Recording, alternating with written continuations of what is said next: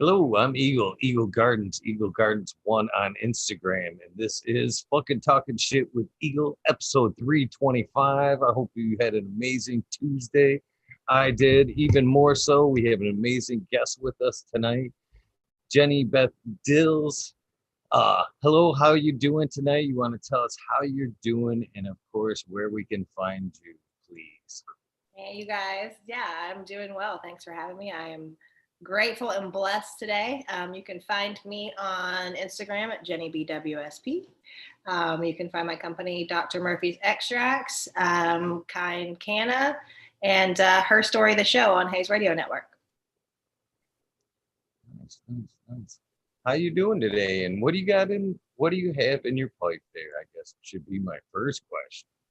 In my pipe, I have, let me see, where's the jar? Oh, the jar's not right here. Dang it. Oh, yes, it is.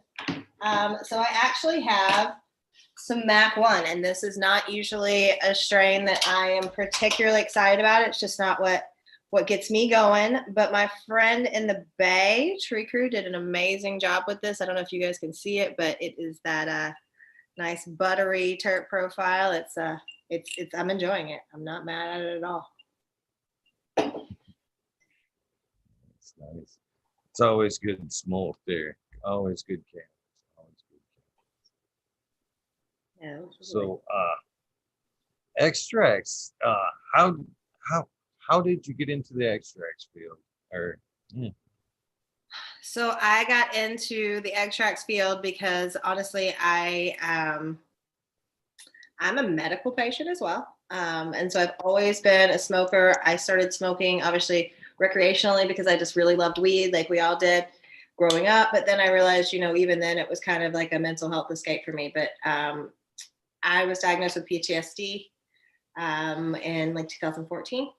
And I was introduced to probably dabbing heavily on a regular basis in about 2012, but I was still just a flower girl, right? Like I love the flower. I love growing the flower. I love, like they're my girls. Like that's my team. When I come home, I'm stoked to see them. But it just wasn't giving me that quick, that whatever my brain needed to turn off and be like, hey, chill out, that I needed now with that PTSD diagnosis. So getting into dabbling a lot more heavily, I was cultivating that time with my boyfriend then, who was also Irie Genetics, and a lot of amazing cultivation for seed stock. So with that seed stock cultivation, there was a whole lot of trim and a lot of destroyed flower because it's just not so pretty after I dig through it and pull the seeds out you like to grow so much, right? So blasting that trim became kind of what we did. And we had these just like slabs and slabs and slabs. And it was incredible. And I got really into, because I've always been medically inclined and solution inclined as a person, right? And I got so fascinated with some of the cannabinoid research behind some of the hydrocarbon technology and the way that we can isolate things and reformulate and create a truly replicable nutraceutical based cannabis therapeutic product, right? So that's how I fell into hydrocarbon. Got, into doing collabs for some of the facilities I was running, doing some nice extractions, and then learned to wash actually in March of last year on a mountain in Mendo, and just fell in love with the process. I don't love the noise of the hydrocarbon, and washing is just so artistic. I just kind of, it's what makes me happy, and I enjoy it, and I appreciate flower so much. But I also, like, if I had to, marry or kill one or the other, there's not an option between the two. I need both of them. I got way ahead of myself on that question, but I couldn't help but ask. One thing that I have to ask you before I go back is, I heard you mention, running seed trim, basically. Do you, I've talked to a lot of breeders, a lot of people about running seed stock, or seeded bud, seeded trim. We actually think it has a different high to it, that the plant goes through a different chemical change, and it seems to be a more full body, heavier punch than the same strain that you would run and process side by side. So basically, one that's seeded and one's not seeded. The one that's seeded, that material seems to be way stronger, a whole different hash than the ones that are not seeded. Is that something you found in your experience as well? Oh yeah, for sure. I mean, just in the same way that like an indoor cultivated product is not even, it's comparing apples to oranges when you're talking about a full sun product that's grown up on the hill, right?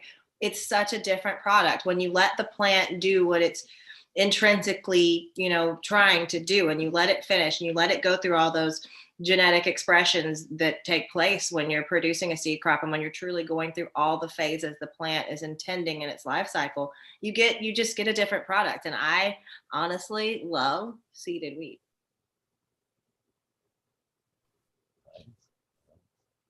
You know, I don't think it's that bad either. I just actually had went through a whole plant that I actually had a light leak and it kind of burned on me. But smoking that cannabis wasn't bad. It wasn't bad at all, and I don't mind it either. To be honest with you, I think it's a more full bodied high. To be honest with I think we get involved too much sometimes, right? And sometimes you get the most natural expression of a plant when you let it go through its most natural phases, and part of that's its reproduction phase. So I think that it's interesting and it's really cool. I'm glad that I got that experience because, like we're like, seeds and stems, blah, blah, blah, blah. And for sure, like if you went and spent $90 on an eighth the top shelf in a dispensary near you, you know what I mean? And you get in there and there's seeds and stems, you're pissed, right? But if you're running for seed stock, we're growing these beautiful buds. We're growing these beautiful plants that are still, capable of being our photo representation of what the genetics look like and things like that. It just sucks to smell it, to grow it, to work with it, and then to pull the seeds out and just throw it away. It's such good smokable material still, and being able to blast it, and having good extractors who were just excited to run it because they wanted to try the new stuff as well. That was something that I'm very fortunate to have been able to be a party to.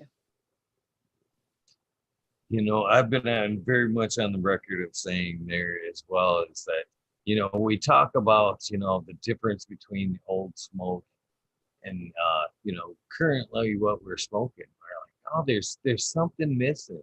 There's something missing that, from today to back then, the high isn't, even though it was a lower THC, it still got us way high. I think the difference is it was all fucking seeded weed back then. I think, to be honest with you, I think that's the missing link, to be honest with you. Now we're smoking pretty much Amelia, and, I think that's the difference from now to back No, you're totally right. And there's probably a lot to that. Like in the same sense that we were talking about the other day, right? We were discussing what the true terpene profile of a plant is, right? Is it the terpene profile you get from that stem rub when it's growing and when it's a live product? Or is it that terpene profile after the cure? And it's like both. It has to be both, right? A plant goes through so many stages in its life, and depending on what we're looking for, and that's why it is so amazing, right? We know that the cannabinoid content changes. We know that even with degradation, the cannabinoid content changes and changes. Unlike most other plants, the degradation also creates a very, very therapeutic cannabinoid, which is CBN. So it's really interesting and to see the plant and to optimize it through all stages of its life cycle and using all parts of the plant, the root, the juicing of the leaves, things like that. Like it's really cool that cannabis is that way because not many things are. So with that being said, it sounds like a lot of material that you run or could run has been seeded. So when if somebody's bringing you material, do you like to see it earlier on, or do you like to see it a little bit more in the amber stages? Do I what? Hold on, I'm sorry. I was reading the comments. I'm ADD child over here too. Y'all forgive me. Don't get mad at me, Eagle. I'm sorry. No worries. I was saying that if somebody were to bring you material, how would you like to see it? Do you like to see it more at a clear state, clear to cloudy, or cloudy to amber for a peak flavor? As far as somebody who's bringing me extracted material, I Yeah. want to see something. If I'm well, it depends on what I'm looking for, right? If I'm doing a hydrocarbon extraction, I'm doing something that I want to see a nice terpene profile on. I want to see a nice color that's going to show me that it's not been bleached out or remediated or run through salts and clays and things like that I don't think that we should put good weed in ever. I don't care what form it's in. I'm looking for something that's embodying, at that point it's a fresh frozen product is what I'm expecting, right? So I'm looking for something that's going to embody that terpene profile more of a growing or a live flower. There's some work that's being done to do a test now to see on an analytical standpoint and on an actual, quantifiable breakdown, if some of these people who are putting out a raw product, a fresh frozen live resin product, are actually putting out a fresh frozen live resin product, or just a really nice doctored up distillate or CRC or something like that that's trim run. And that's possible, right? Because of the changing terpenes and changing cannabinoid and how things age and degrade or whatever. So if I'm looking for something that's giving me a nice full color. I'm looking for something that's giving me a nice full terpene profile. I want to be able to tell you what I'm smoking before I smoke it, much in the same way that I would checking out a flower. Because if we're concentrating those cannabinoids and those flavonoids and terpenes, you should be able to give me that. So I'm looking for something. I don't want something super cloudy. If I'm looking at shatter, which I hope I'm not anymore because it's 2021, but I'm looking for something that's going to be not super malleable, but it's also not going to snap and just drop and shatter into a million pieces, because at that point, I know you've backed all the terpenes out of it. And I'm looking at something that's just not going to be a tasty product.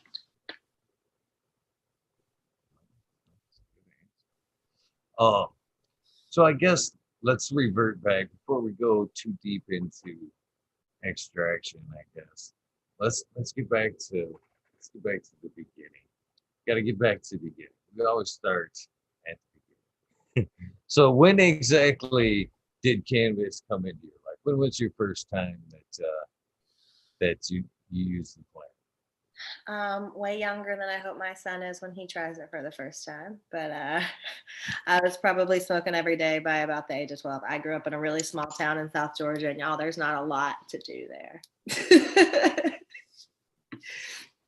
There's not. And I'm adopted, and I was afforded some amazing opportunities, but it also as a child growing up, especially biracial child in the South, being raised by a white upper middle class family, there's these feelings and things like that. And like, that's what I meant when I said, I realized even at that age, looking back as a conscious adult, that I was using cannabis in a more therapeutic way than I even realized at the time. Like, it truly was an escape from that reality and kind of a little neuroprotectant of sorts for my little emotional self. But I was young when I started smoking. It was definitely something that we would go to the bus stop, and then we'd all dip off in the woods, before the bus would get there, and burn down real quick and jump back at the bus stop and have a great day and go do before youth group at church. And there was always that occasional time where I would maybe smoke a little more than I should have and show up earlier and thought church was getting out and it was just getting ready to go. And I got to sit in the freaking front row, blazed out of my mind. So it's just something that's always been there. God bless it, right? They tried. Right. Do you remember what was available for you at that time? I mean, we went to the not great area town. I went to a school called Glen Academy, and it was surrounded by like government housing and stuff, right? So like we would bus all the kids in from the island and from all the other neighborhoods. We'd have like the government housing folks there. So our football team was good. But it was really easy to sneak out of school. And if you knew somebody and you were cool with them, like, I'll talk to that fucking plant behind you gladly for hours on end. So like, I just always been that person that's like, I'll meet you where you are. You want to talk about whatever, let's go. So I made friends with these guys, and I was like, fuck, I got to plug. Yeah. I started plugging my friends. We started getting, just whatever. Like, and we were ordering at that point, we're like, let me get a dime bag. And it was like a dime bag of weed, right? Because there were no options. The first thing I really, really, truly recall, I mean, I remember Florida Crippy. Obviously, that was an experience, but that wasn't until I'd advanced my friendships a little bit more. But something called Juicy Fruit. And we each got a dime bag of it. We all rolled a solo blunt. We got my friend Sigourney, who's now passed away, rest in peace, his boyfriend at the time's work truck, and rode around in the back and soloed our blunts. And I will never forget, like, I was so fucking sick. And to this day, like, I'm pretty sure it was the tobacco, because we were smoking like peach optimos or whatever the fuck we could get at that point in time, right? And like it's just gross. But I was so sick. My boyfriend, I'm like in his truck getting ready to go home and get dropped off. I can't open the door. I'm like, you gotta open the door. I'm gonna puke everywhere. You gotta open the door. I'm like, I was the sickest that I've ever been. That's the only time I ever got sick off of weed. That's the first time. And that's the first time that like stuck in my head. And I'm like, that's what we got. That was that was the bag. That was the one. Yeah. What did you start smoking? What's some of your first memorable? Way too young. Way too young. I want to say is I'm right around 10. Right around 10, I want to say. Uh, yeah. I had actually grew up around it. So it was, in the home and around. So I actually kind of snagged some and kind of snuck outside and rolled whatever I could. To this day, I wouldn't say I rolled anything. I folded a paper around it and barely got it to smoke, but You made it work, man. I made it work. And definitely got high the first time. I wasn't one of those folks that said, no, it wasn't me. It wasn't for me. I definitely liked it. But I wasn't able to keep smoking at that point. It was, I lived out in the country and he was pretty much my only access out at that point. So it was kind of tough to get. And when I could snag it, I most definitely did. So it kind of just picked up after that. It was like 2 years when I'm 12, we kind of moved into like more of a city atmosphere to where I could, hang out with other people and, get it more freely, I would say. But definitely early, very early. I'll never forget my first time. It was my friend Colette and her now child's father or whatever. And I was terrified. When my mom came back and picked me up in her minivan, I was like, shit, she's gonna know, she's gonna know, she's gonna know. I get in the car, I'm sitting there, quiet. I'm trying to act like she doesn't exist, like I don't exist. I'm like, back of my mom's minivan, headed home, high as shit. She goes, oh my God, Jenny. And I'm like, what? She goes, you've been smoking cigarettes. And I was like, yeah, shit. I'm so sorry. You're right. I should not have done that. I was, let me tell you how. Like, I should not have. I realized at that point how clueless she was. And it was so, like, didn't make sense for so long the way I grew up to, like, this is my life and this is what I do. And I found out it's nature versus nurture. I'm sure of this. I found out now that I have a great relationship with my biological family. My papa was a GI. And that's how he and my nana met, was through cannabis. But when my mom was 7.5 months pregnant with me, she was sitting on the couch. The police kicked in the door for my papa's house. My nana, being the rider that she was, kicked the weight under the couch that my mom was sitting on, who at that point is 17 and a half years old, pregnant as hell with me, about to give birth, freaking out, having a panic attack. So the police don't move her and look under the couch. So Papa got like simple possession, got out very quickly, was able to be there for my birth. But I was like, oh, this is where it came from. I see you. This is that nature versus nurture argument. So it's like, I grew up, my parents that raised me were very religious and very prudish until my parents got divorced. And I realized my dad definitely used to be a smoker. He said he had to quit. My mom wouldn't let him do it. But by the time I was in high school, I was definitely rolling joints for him. And he was saying the weed's too strong. So it was an interesting childhood. So 12. So when was it that, how long was it before it was pretty steady? And, I mean, I was smoking every day by 12. Like, I mean, I was just like, I was that kid. My friends have always been older. I was always just like, I'm ADD as hell, man. So I'm in everything. Like, if I can get into it, I'm going into it. Like, let's go. And I just really, really, really enjoyed the feeling that I got from cannabis. Like, it was just like, I didn't know why. I was just like, whatever. The first time, it was immediate. And I was like, I'm on it. This is me. I feel it. Thank God my mom also thinks it's cigarettes because she's dumb. Like, but it was, I think it was very quick that I decided that I wanted to smoke every day, especially when I realized I could get away with it, you know. It was about that time it was about whether you could find it every day. And like, as much as I'm finding it, I'm smoking it. True that. Very Won't true. you give me scissors to cut it up so I can fluff this up enough to roll it up and smoke it? Devein. I'm deveining backwards now. I used to have to devein the weed.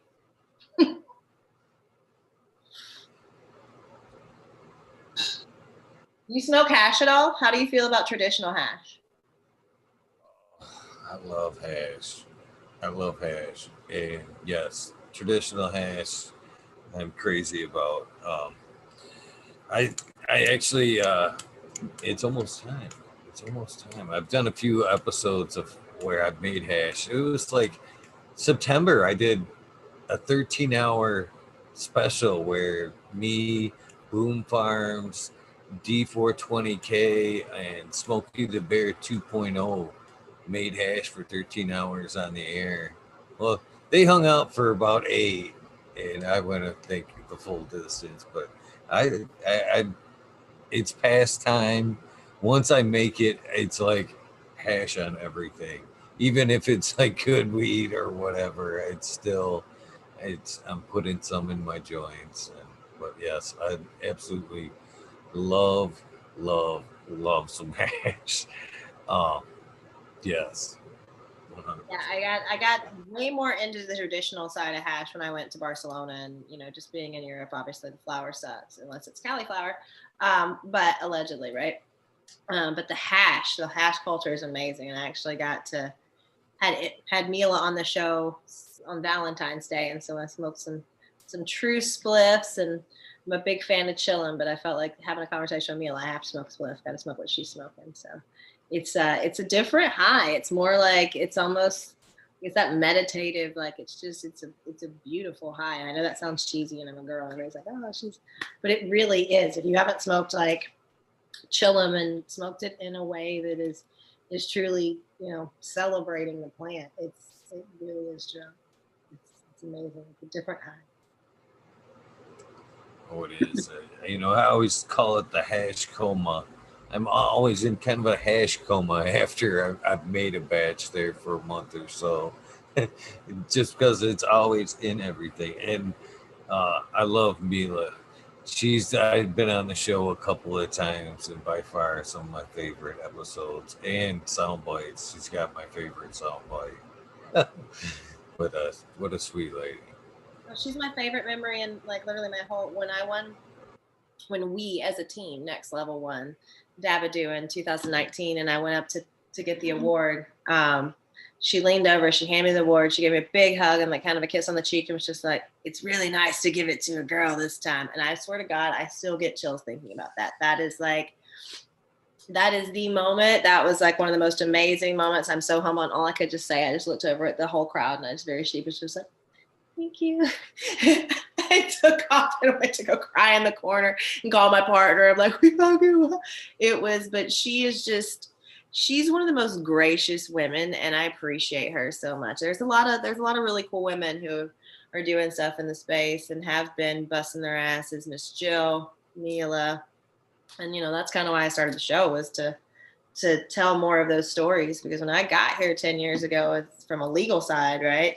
Even prior to that, obviously prior to that, I wasn't even brave enough to be like, who's out here? I saw who I saw, and it was Jill and it was Mila. But like, we need to set those strong female examples, because there are a lot of women that are doing a lot of work, and it's not just sales women. It's not just product demo girls. There's cultivators, there's extractors, there's women running operations, there's women CEOs, like, and so it's important to tell those stories, and she's one of my favorite stories to tell. It's a great story too. She's got an amazing story. Story of hiking through the hills, her and her daughter. Just great history through Germany growing, and oh man, she does have an amazing story. Oh, that was the cool part of the episode. It was like, I love Milos, her daughter as well, who's now doing like a lot of her booking, a lot of her scheduling, the production stuff. I call her I gave her all kinds of titles the other day, but it was nice to have Milos and Mila on there because they really are just such great women. And like, I don't know if you could imagine living in India and living where she lived and as a child and just getting to go on these like treks for 3 months through the hills to see all this. Like, that's just, I couldn't imagine. That's so cool. I'm like, can we revert time and adopt me real quick? I'm coming. Hi.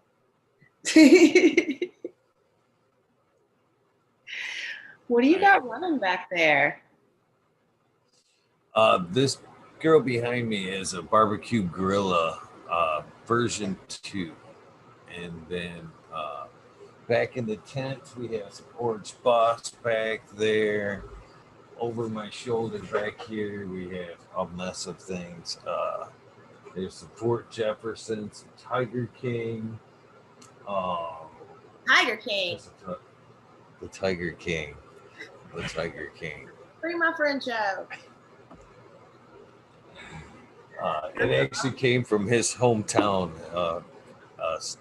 White Feather Grow sent me them seeds, and it's already 4 out of 5 females on this one, and yeah, she's strong. She's really kind of tiny already, and I'm looking forward to the Tiger King, to be honest with you. I'm pretty excited on what I've got there. That's awesome. There's just a ton of stuff back there. I don't have the list in front of me, but I've got about 16, 17 strains flipping around right now. And that's kind of on the downside. I've usually been known to keep closer to 25, but it is what it is.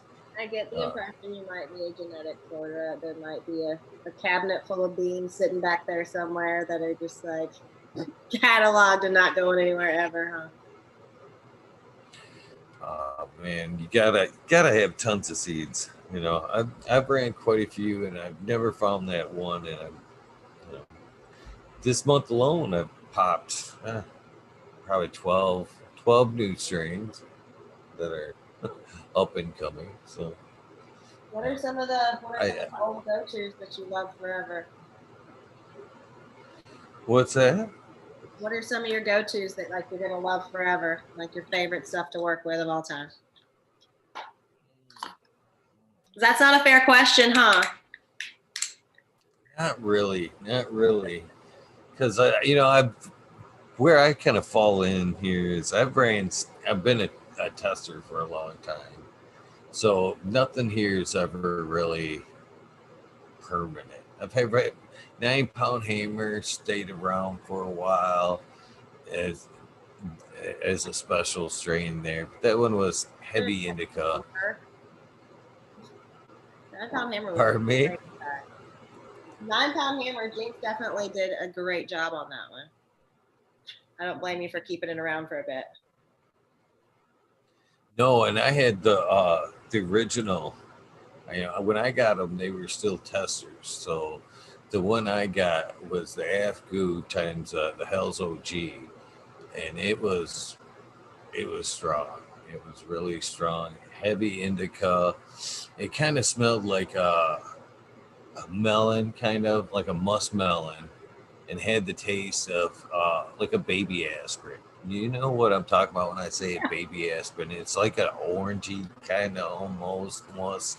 It's got a weird taste to it. That's kind of the flavor I got from it. And I kept that one for slight orange there. I kept that one for some time. I preferred like the gassier side of things. I'm kind of on the hunt right now for some pine. That's what I want to. That's what I'm really wanting. Is a nice library of some pine. So, what about yourself? What are my favorite things to work with, or my favorite things to smoke? I mean, I'm an OG girl. I'm definitely a little high strung, so I need to be calmed the hell down a little bit. But I think some of my favorite things, like Jeff did a lot of really cool work with Gorilla Glue, so getting to work with that and cross it to Arise has got a lot of those characteristics and that kind of playing in that sativa because it's not something that I gravitate towards as a consumer, but getting to kind of experience a different plant expression. So that was really dope to work with. So I guess when did have when did you start growing? When did you start growing yourself? Do you grow, or are you just an extract? I guess that's a Um, fair question. so I am at this point, I'm a home grower. So I've got a few things running right now. I crossed connected Jennybwsp to the G6 and the Skittles, and a couple other the hype strains that I was able to. It's just some shit I'm playing with because I have no room, and I realize that mental health wise, it's good for me to come home. It's like something that I need to do, even if there are 6 of them. And also, I can't tell other people to grow their 6 if I'm not growing mine. I haven't been running commercial cultivation since Colorado.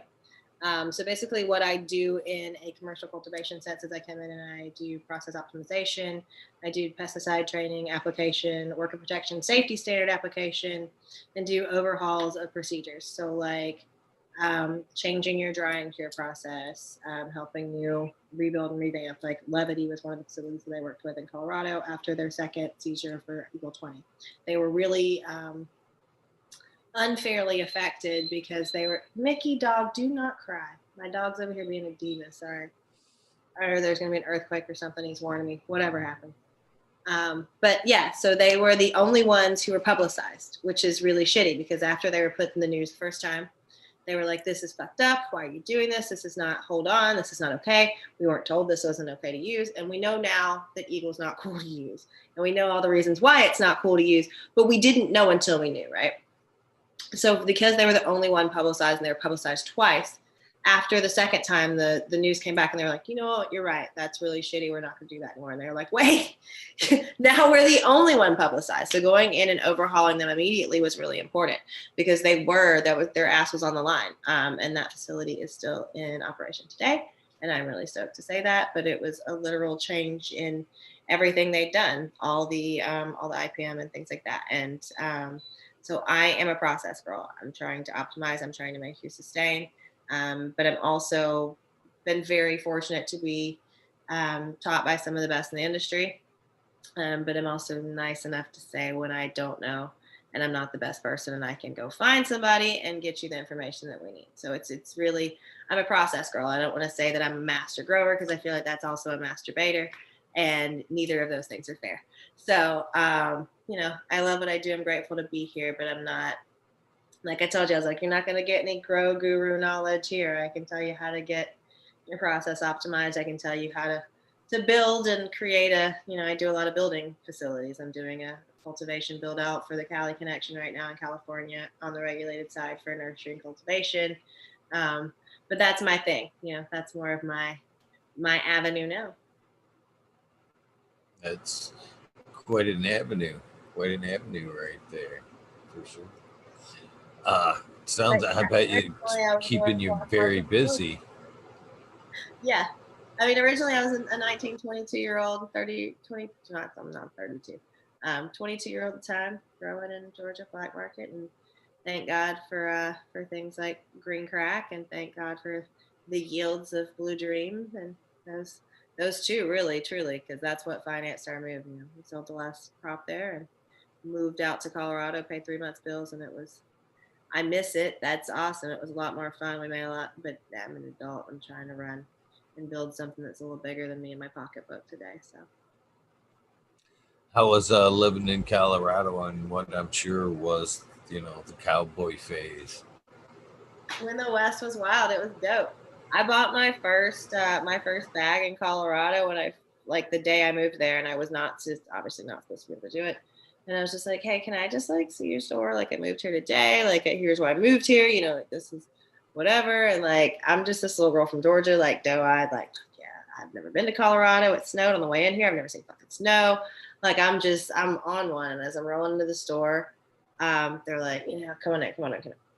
They sold me like, I mean, whether it sold me, I mean like $20. They pretty much gifted me like an ounce. They're like, oh, here, you need something smoking it. Like it was so fucking cool, and I was so fucking stoked, and it was just There were a lot of gray areas. Colorado has always and does still have an amazing medical program. Colorado is one of the few states you can actually go purchase fresh frozen from a dispensary in some places and process it yourself at home if you are a medical patient with that amount of plant allowance.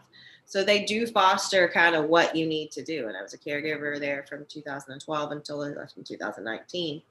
But I don't know, it's just, it was an amazing place to be. I became a mother there. My life changed there. I just realized after I moved to California just a little over almost 2 years ago, actually, um, how much of a life I built and how grateful I am for the time I spent in Colorado and these connections I made and the lessons that I learned, both good and bad. I had to learn, being doe-eyed and wanting to help, sometimes you have to dial that back and you have to be like, not everybody's your best fucking friend. Not everybody wants you to win.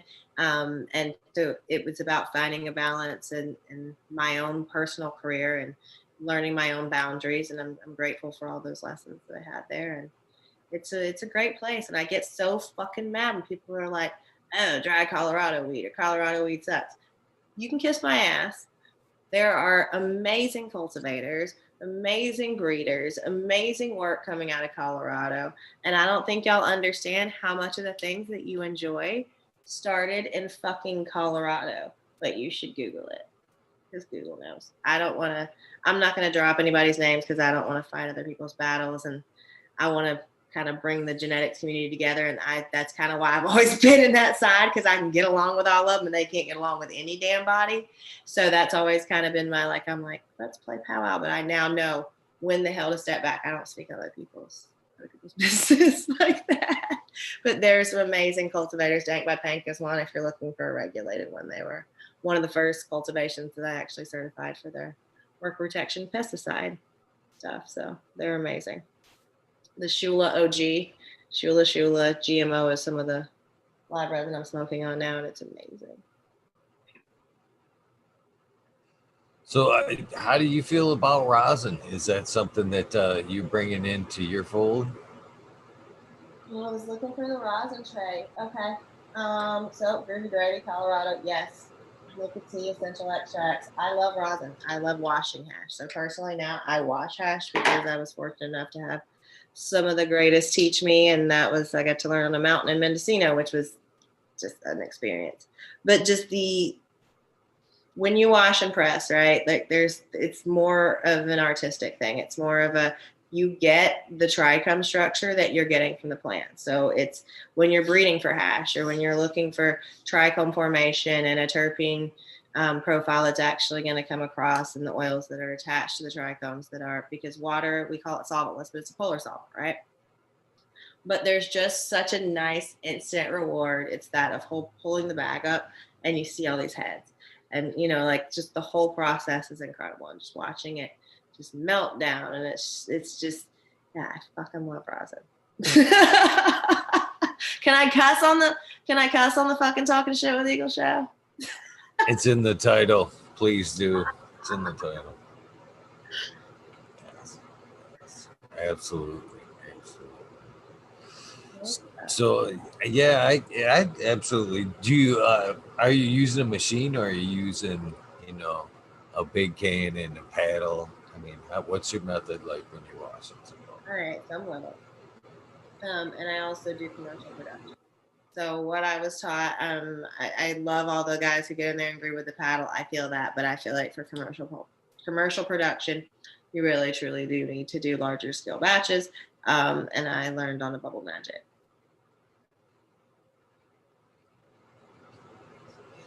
Yeah, I have actually used a Bubble Magic myself, and that's the one that I used in September. I usually use the 8 gallon, but I've recently stepped up to the 20 and modified it. I always make the modifieds. And it's funny. I actually modified the machine on air like 2 nights before I did the episode. So I tore it down. I actually, pulled it apart, drilled holes in the machine, cut it, piped it, hard piped it. That's something that I do that's a little different than everybody else. Everybody else puts the hose on there, and I actually just got rid of the hose, hard piped it from the bottom, and put a shut off on there, and then actually kind of a T where that goes up and down because there's I don't use the bags either. I don't care for the bag. I kind of more Frenchy method. Let it float around in there. I don't mind the extra cleanup of the machine. I think that bag's just hindering my wash. So of Right. course I actually tore it out of the machine, the inside of it. It's terrible when you buy a bubble magic machine and you have to alter it like right out of the box. You know what I mean? You're pulling it and tearing it down right off the get. I am going to show So, you how I'm smoking now that you say that. Hang on. Give me 2 seconds. It's right here. okay. I wouldn't have done it unless you dropped it, and I wouldn't have bought it unless it was the family. But I'm currently on the Frenchie. So Frenchie did a purple punch, and I rolled it up, and I was not upset about it. So I said, you're more on the Frenchie, so you should appreciate this. Hopefully you like it. So let's see if I can get, oh no, hold on. We're going to adjust all my lights, all my everything. I'm not a production girl, y'all. Oh shit, I'm dumping Oh, it. you spilling it? Don't spill it. I'm gonna pick it up with my finger and roll it right now. But it's really nice. Spill it. Don't spill it. Don't It looks spill it. very good. Hash down. Y'all are gonna I'm getting all this hate now, I bet. I'm gonna get angry messages now. You dumped the hash. I'm gonna roll it right now, you guys. Don't worry. So what is that is bubble your favorite style of hash, or what's your favorite style of concentrate? Oh, well, I enjoy the rosin and the flavor of the rosin, but I prefer, I guess I prefer because that's what's available to me, I guess. But I really enjoy some bubble hash. I don't mind dry sift. It's very flavorful, but I don't find that's as good of a buzz as water hash. I think water hash has a longer buzz to it, a more full body. Might be a little bit less terpier than a dry sift, but that's what I prefer. And but as far as that goes, I do enjoy the rosin.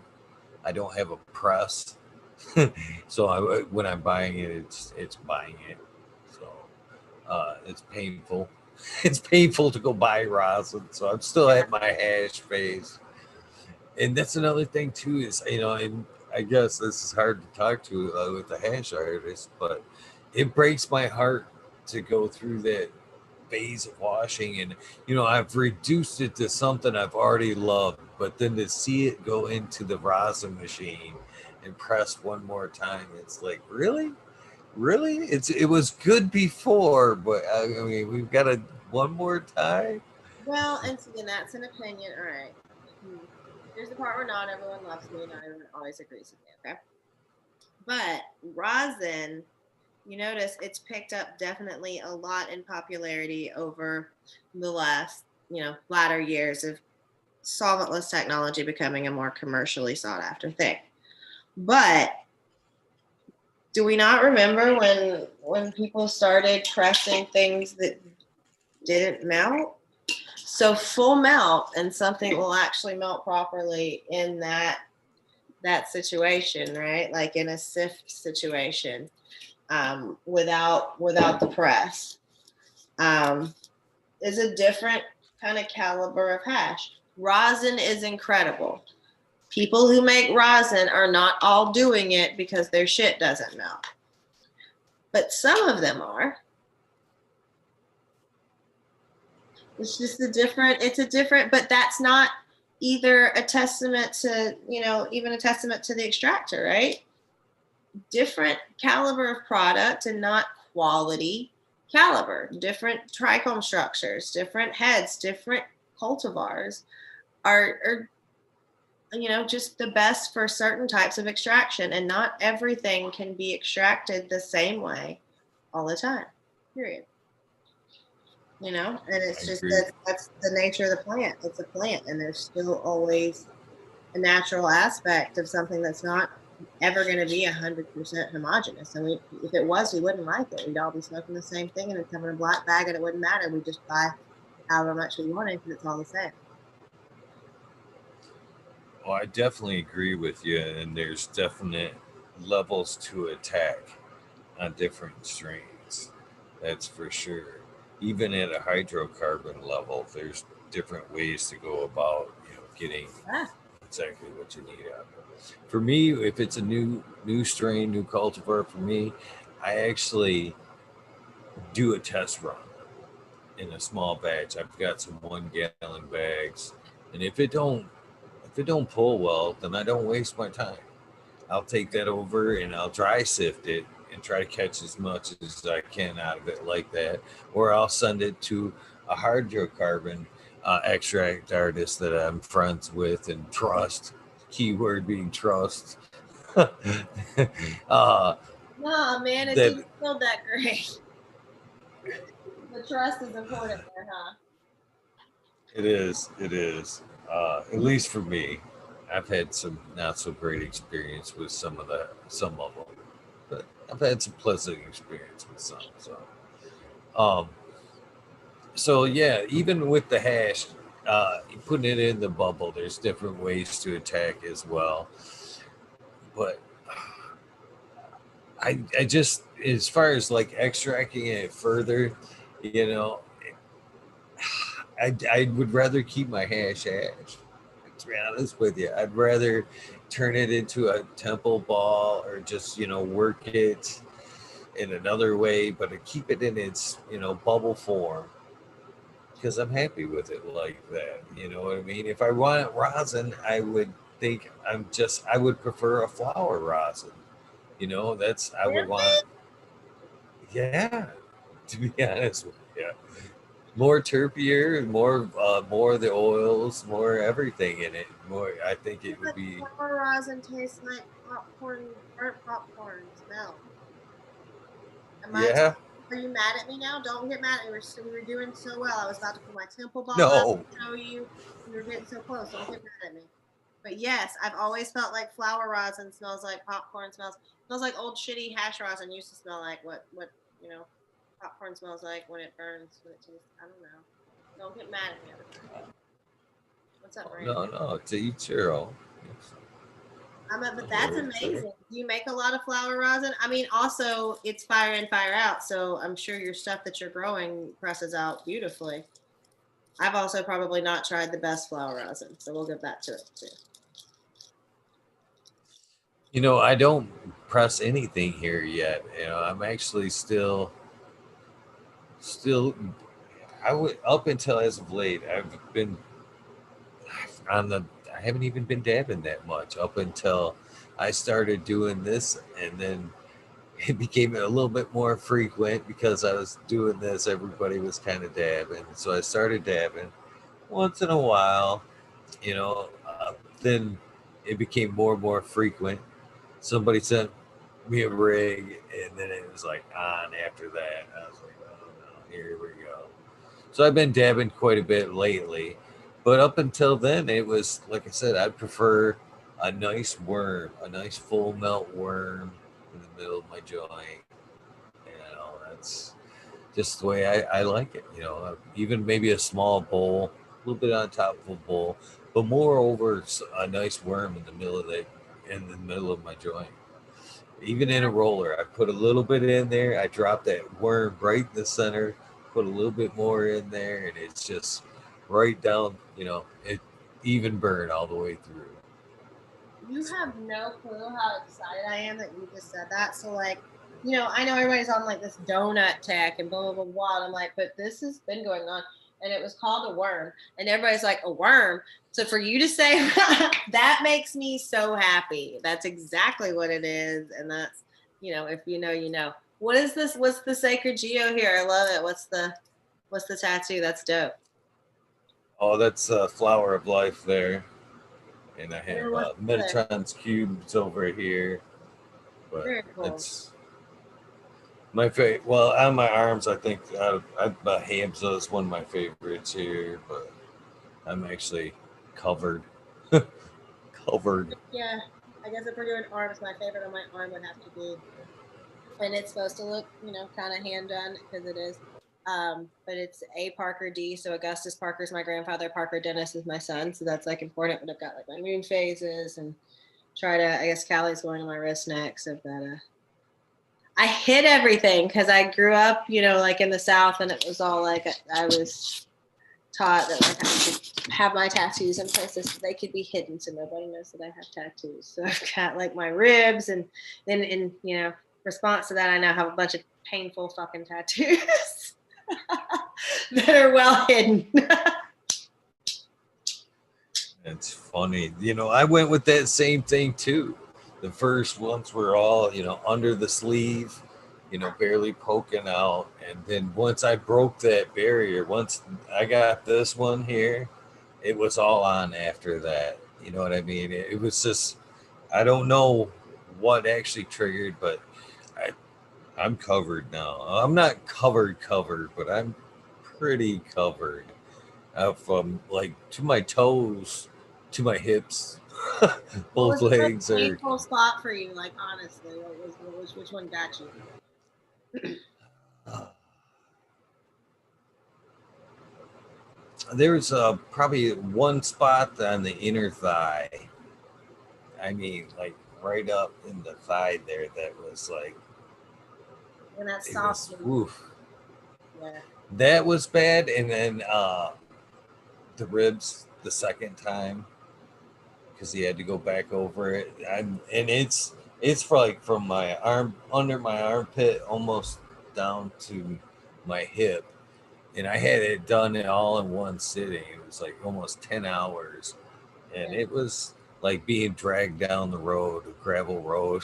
No, I did 2.5 hours on my ribs, like right before I jumped on a plane back from Hawaii from the Hawaiian Cannabis Expo a few years ago. Like, I couldn't do 10 hours for ribs. I think I'd pass out that. I was like, maybe or maybe not my Thai drunk because it was Hawaii. And it's kind of like so there, and like I had to do the Hawaii thing. So I jumped on the cliff into the ocean and went and got a tattoo, but that hurt like a bitch.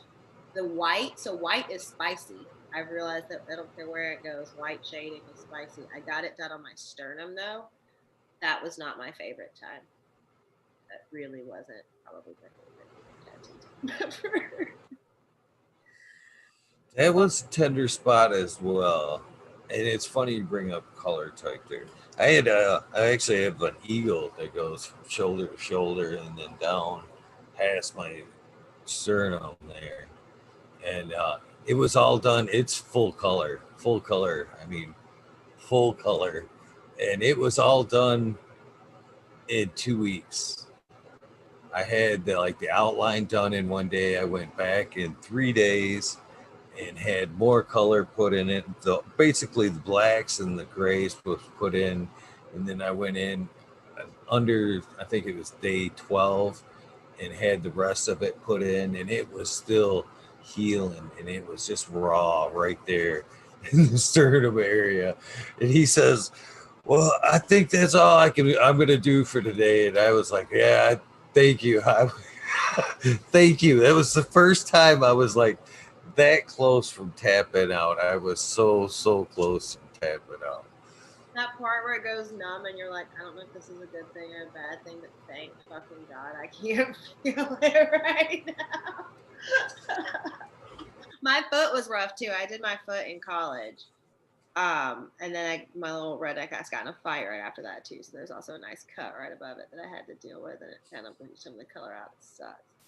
But it's a dead bear, ironically. And I just was, yeah, I was not dramatic about it, but that shit hurt. Like those little bones were terrible. Like I feel like that's the worst for me. It's little bones. Oh, and right here, that spot right next to my armpit, that really soft. That one was not my favorite either.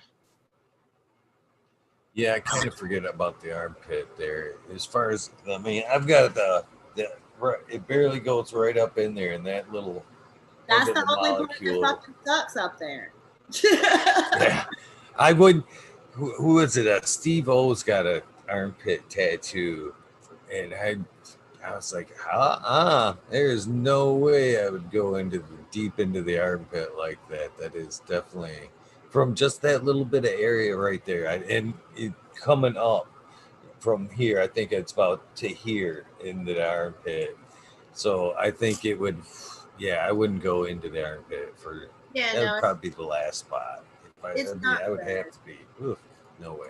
No. I actually got that early. That was like one of my first tattoos, and it's like a Sailor Jerry. I lost both my grandfathers a month apart my freshman year of college, so I got a tattoo that was symbolic for both of them. It was a rose and two swallows and like birds, whatever. Very symbolic, very fucking painful, very ill thought out spot.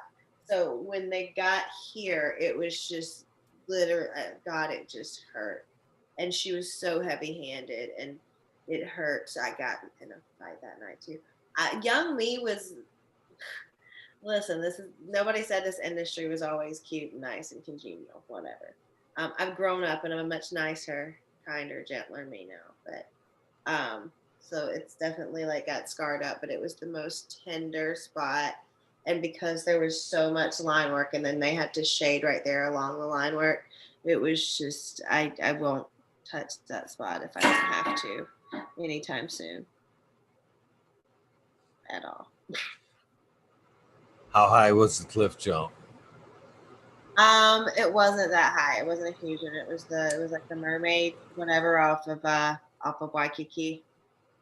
Um, so it was dope. I did that, and I got it's a like a the Hawaiian flower, and then cannabis leaf, and it says Inyola, which is like in search of your best life or your highest self, or so it's just kind of a it was it was a nice end to the trip. I spent the last day by myself, rented like a convertible Mustang, and went to the north end of the island and went snorkeling with like turtles and stuff, and did the Hawaii thing. It was cool.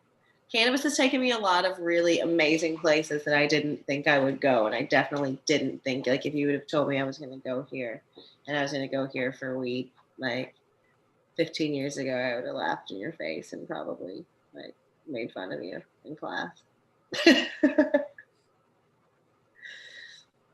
So would you say you're a collector then? I mean, do you get one for like travel purposes to kind of like remember vacations and stuff? Just a little, travel tattoo. So I get tattoos for like meaningful things or times or lessons or like, like evolutions of myself. So if I like go through like a time that's like a growth lesson, I'll probably get a tattoo. If like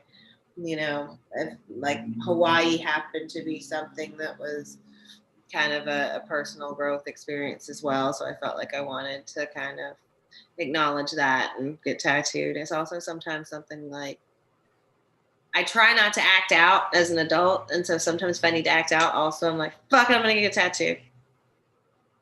It's always something that like, so I've got like a gang of things that are like kind of in the arsenal of meaningful tattoos that I want to get at some point. And I don't really schedule them out. I don't really plan them out. And I'm just like, nope, it's time to go get a tattoo. Like, it's just like, it's almost like an emotional release for me. It's like it's therapeutic sometimes. Is that weird? Not at all. Not at all. It's funny you say that, to be really, really honest with you, because I get asked about my tattoos a lot, and I talk about them quite a bit. I actually had my live stream where I had my feet done. I actually sat there and talked to people, but it is an outlet. I'm quite on the record of saying that I should be paying my tattoo guy almost double time, because it is getting a tattoo, and it's almost therapy as well. So you should almost get paid double there for that. But yeah, it's very therapeutic. It is a very much a release for me as well. Not weird at all. Yeah, it's chill, and I mean, it's definitely important. Everything that I've gotten, like, I don't have really much of anything. There were a couple things that I got that I wasn't the proudest of, and one of them's been covered, and some of them will be covered. But like, at this point, like as an adult, not getting tattoos like a rebellious teenager because I got my first tattoo when I was 16, and like, it was just awful. Like the tattoo artist was pissed when he found I was 16 because he also like I met him at the mall or something. He was cute or whatever. And he got like my number, and we never discussed how old I was. And he was like, I do tattoos. I was like, dope. Let me get a tattoo. So if they got tattoos, and after I got tattooed, he was like, how old are you? I was like, he was not stoked at all. But yeah, no, it was dope. But yeah, Was it? at this point, most of them mean something and are of value to me, and I don't care. What was the first one? I got a heart on my hip bone, like a little lower than my hip bone. Just a lame ass, terrible tattoo. Wasn't even a good tattoo. I mean, it was a good tattoo for what it was. It was just stupid. It was a waste of time. Mine is just as silly. And even I told the story the other night. It's even worse, dude, when you figure the story and everything. But it is the non-gangsterest tattoo you'll ever see, and it was supposed to be kind of. Uh, I can't even get So into the tough story. when you got it, huh? Huh? Oh yeah, no. Here you go, What is it? No, right, right there, is that Bugs Bunny? Buster. That's Buster It's Bunny. Buster. That's Buster Bunny with the Tommy gun right there. And I have so many wild I had an ex tattoos. one time that got a fucking. All right, so he was obviously he had a That's the one people like to call. That's the one that smartasses like to call out right there. Nice Buster. That's fucking because it's hilarious, and you know it's hilarious, and that's why you called it out. No, this cheese dick got he thought he was a really cool guy, and he was a cool. I obviously thought he was a cool guy at one point too, so I should probably not throw so much shade. But that was a very long time ago. But he has this tattoo because like he had this nickname Shady, which is not a great nickname to have, and whatever, probably should. His name is Sean, so it's Shady, whatever. He was like that era, but he got this print on his arm, and it said Shady Matt, and it had the pimp had like this little like dad gut because he was a dad at that point, like had like the dad gut. It was just like you put that on your entire motherfucking by like entire outer arm, and you expect me to go in public with that shit and not defensively and rightfully talk shit about it. Like it was just hilarious. And I know like bad tattoos happen sometimes. They just do. I have a peace sign somewhere on my body that looks nothing like a peace sign. And that is the only other one that has to be covered up or removed or whatever the fuck God, you know, allows technology to do. Because I don't think they can remove them that well. They still just scar up, right? It doesn't look like anything happened, doesn't it? Just look kind of fucking like you just now have Looks a like a race tattoo, yeah. basically, is what they look. Yeah, so a cover up is still the best option, right? If you've made a tattoo, oops, which is what we'll call it, like that's that's the way it works, right? Yep, Buster's gonna become Shiva. Be here real quick. Are you sure you're not going Buster. to blockbuster out? I mean, at this point, you guys are. That's kind of like there should be some loyalty. He's been with you for quite a while, right? Yeah, but he's Through Eagle. so, so like doesn't go with anything. I Doesn't. I mean, it's so out of place. There is a point I where had a tat. and Eagle's going to get you off his arm, just like I Buster. had. I had a. I had a tattoo artist suggest moving it. I looked at her like, what? Like it was like, Moving what? it. How? Moving. That's what I said. I'm You like, need to what? cover that That's one up and do it again some the fuck where else. yeah, that's what they suggested. I'm like, that defeats Sounds the like purpose. I might as well leave it. that sounds like an upset. Yeah, Like, why don't you get two tattoos today instead of one, sir? yeah. I do like, I know it's sad is I've had it redone so many times too, but I, I think it's seen its day. I think it's seen its day. Who knows? Who knows? I mean, some people help. I thought it was really cool to get like I drew this pirate that was like had a bow on its head. It was like a skull and crossbones and had like long eyelashes and like smart ass look on his face. And like if I was a skull and crossbones, it looked like me in high school as a skull whatever. That was great. I had to put it on my shoulder because I was also like 17 years old, and that was what seemed like a great thing to do at the time. And you guys, the early 2000s was a weird time for everyone's life. I think, so whatever. Um, oops.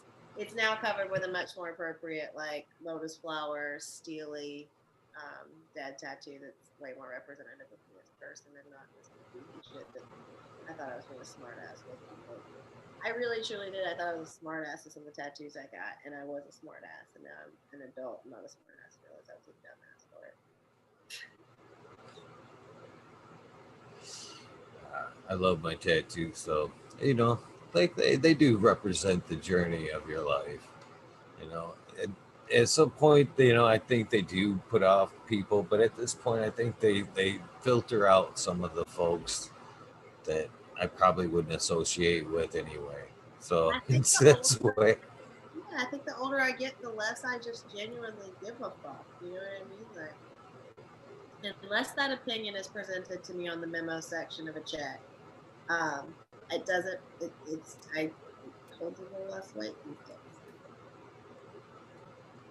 It's one of the beauties of kind of being in the cannabis field as well as like you know I think they're allowed in the cannabis industry. I think tattoos aren't frowned on as a grower or into the industry as well. So, eh. No, but you got to remember when I was going black market in Georgia, I was still working like a legal job. So like I had an on paper job. I was running medical practices at that point in time. So like I did have to hide. And so like, I've been able to like express myself a little bit more, but I also now like, I'm also like not in my early 20s and like as expressive and free. And like I have an 8-year-old son. And so like I'm kind of in a different stage in my life at this point as well. So it's not as exciting. And I'm totally down to keep rocking with you. Let me refill my water though, and I gotta plug my MacBook in. So give me 2 seconds if you don't mind. No worries, no worries. I'll just do some shout outs in chat real quick. What's up, Mole Vision? 808 Rooting Prospects. Mr. Twisted Brutes. Nice to see you. Rescue Roy, one third time. Rescue Ready Roadside LLC. Sorry about that. Man, it's not usually I mess that one up. Barbara Matthews, how you guys doing? Nice to see everybody in chat. Holy cow, 58 plugging along on a Tuesday night. It's pretty awesome. Notorious Nugs, Ned Denver, Johnny Candace. How you guys doing? I should have muted that. Sorry. No worries. Mr. Red Pill, very knowledgeable gentleman right there.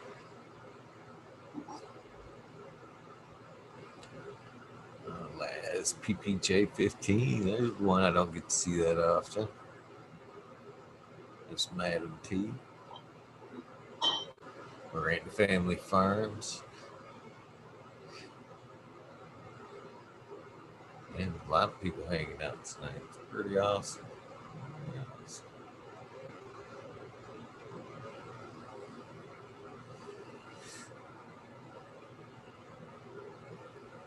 Sir, how? See you, Mr. Prometheus Soil. Cheers to you all. Buster ran his course. Yeah, he did. That is so funny. I've taken so much shit over Buster over the years. And yeah, I guess I'll tell you, you opened up to me. All right. So basically, I'm 18 years old, and I've kind of I don't know if you can say fell into. I've met some people that we've decided to take on some business adventure. I met a gentleman that came in from Chicago, and he had some friends that could help us out. So we kind of started a bigger hustle. And to kind of seal the deal there, we all went in for those tats. And they all got cool tats. And I was still on that age where that was my first tat. And I wanted something kind of I could live with, something not, you know what I mean?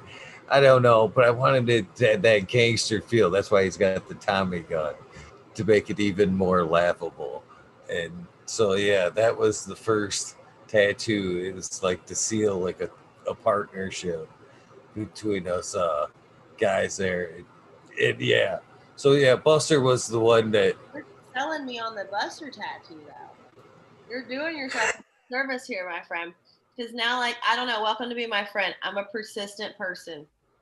And I think that I really love the Buster tattoo now. And the more that you tell me about the Buster tattoo and the reasoning behind it, like, that's a part of yours. That's an important part of your story. was it was definitely a good period in my life though. God, that was And when you said things move were it, I just pictured they were putting it like, you know, when they move historical buildings and they put it on the shit and it's rolling down the highway. I'm just picturing it rolling off of your arm and them like adjusting it like to your like back or somewhere where you're like more cut. Well, you know, you can't put it there. No, you can't move it. It's got to stay where it is, right? I couldn't even think at this point where in the hell I would put it, Right here. you know. Just right here. Front. Reminds you where you came from.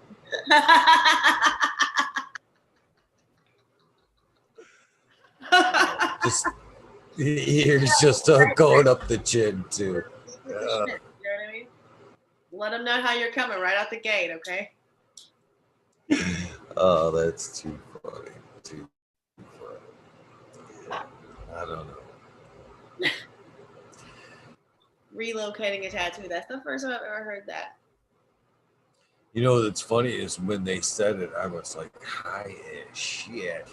And the first thing I thought was like, because they do weird, you know, body modification these days is something crazy. You know, I've seen, you know, the cuts, artistic stuff done with like cuts, you know, that type of body modification.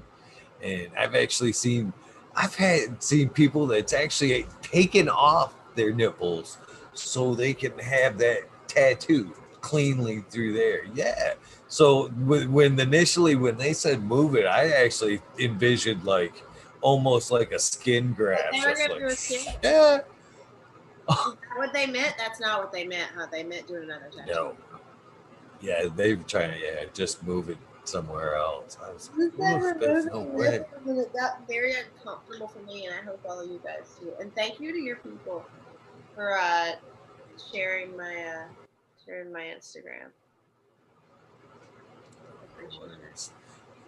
Some good folks in this community here, that's for I sure. was gonna do it, but like my nails are long as fuck right now, and also it's hard to do it with like all this. I'm not the most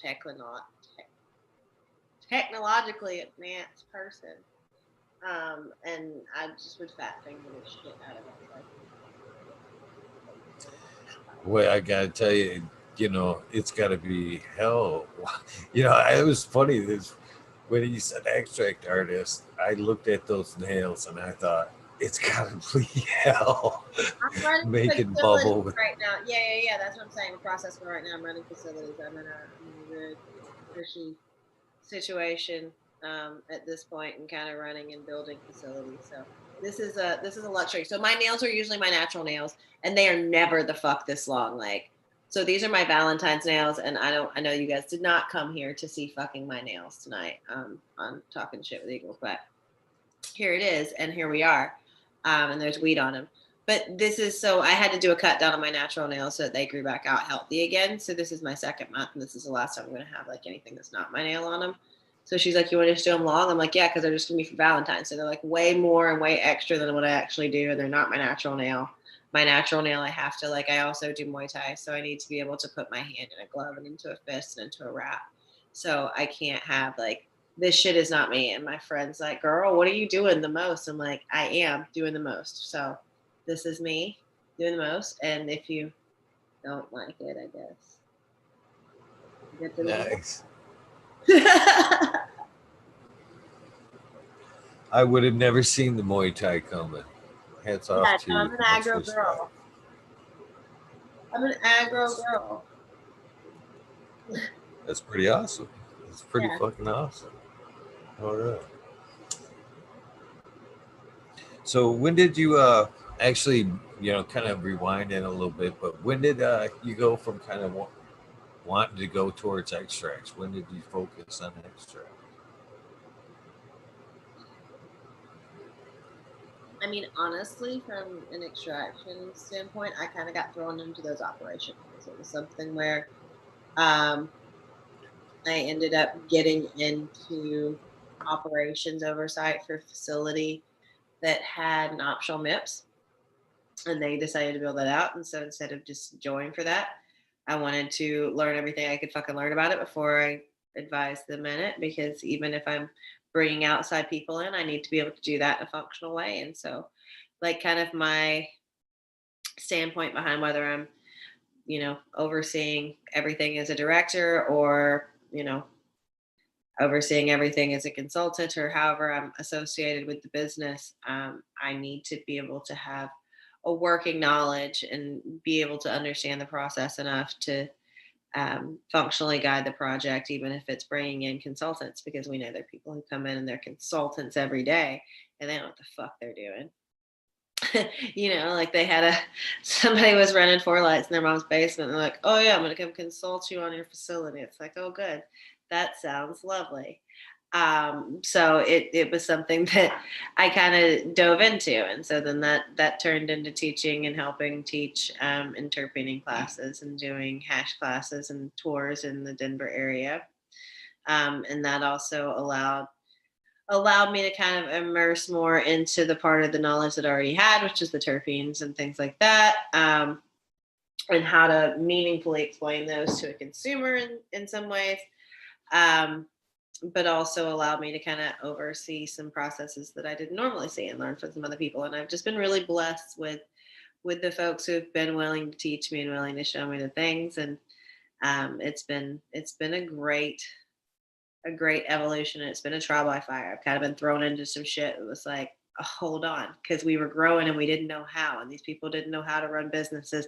So they were just like, today, here's what we're gonna do, and I'm like, okay, hey, this is who I know that's really fucking good at this. Let me call them. Let me ask them if they're willing to let me pay them to teach us how to do this, to teach my staff, to kind of grow this. And I've kind of it's been a learning through doing for a long time. And now, almost a decade, a decade into this, um, it's become a pretty meaningful career, and it's become a pretty meaningful place. And I'm just, like I said, I'm happy to be here. We're standing on the shoulders of giants, and there are a lot of people whose knowledge and whose grace and whose willingness to teach, Tony Missoura's of the industry and people like that, learning under them. And through his release of Flan and through the R&D process of Flan and getting to watch that and see it happen and throw in the release party for it.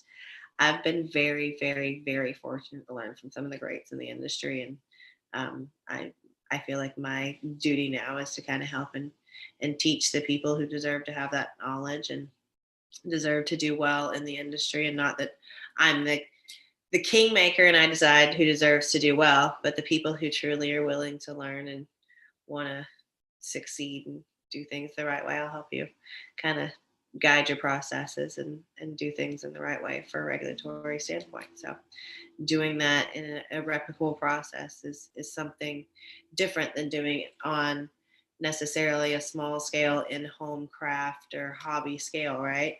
But it doesn't mean that you can't get that quality. There's a way to replicate that process and do it on a replicable small scale. And so that's kind of where my niche has fallen into with hash and with the industry. So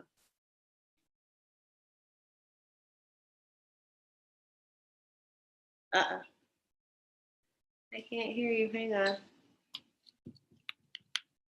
It's me. It's me. I mic'd off because I I coughed. was like, And I don't oh want to cough. no, I was rambling. I'm sorry. I'm tired. I answered the question.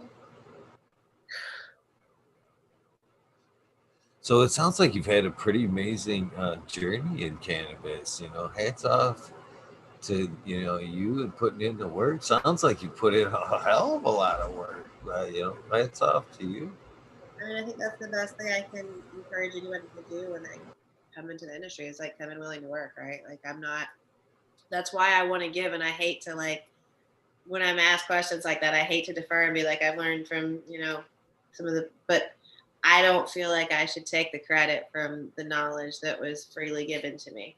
And that knowledge is freely available to people who are willing to put the fucking work in. Like, if you start working, if you start hustling, I came in and I was just willing to take whatever's available. You know what I mean? Like, from coming in from other industries, a lot of people come in and like, well, I was a such and such in the alcohol industry. And I'm like, that's beautiful if I was trying to sell a nice rosé, but I'm not.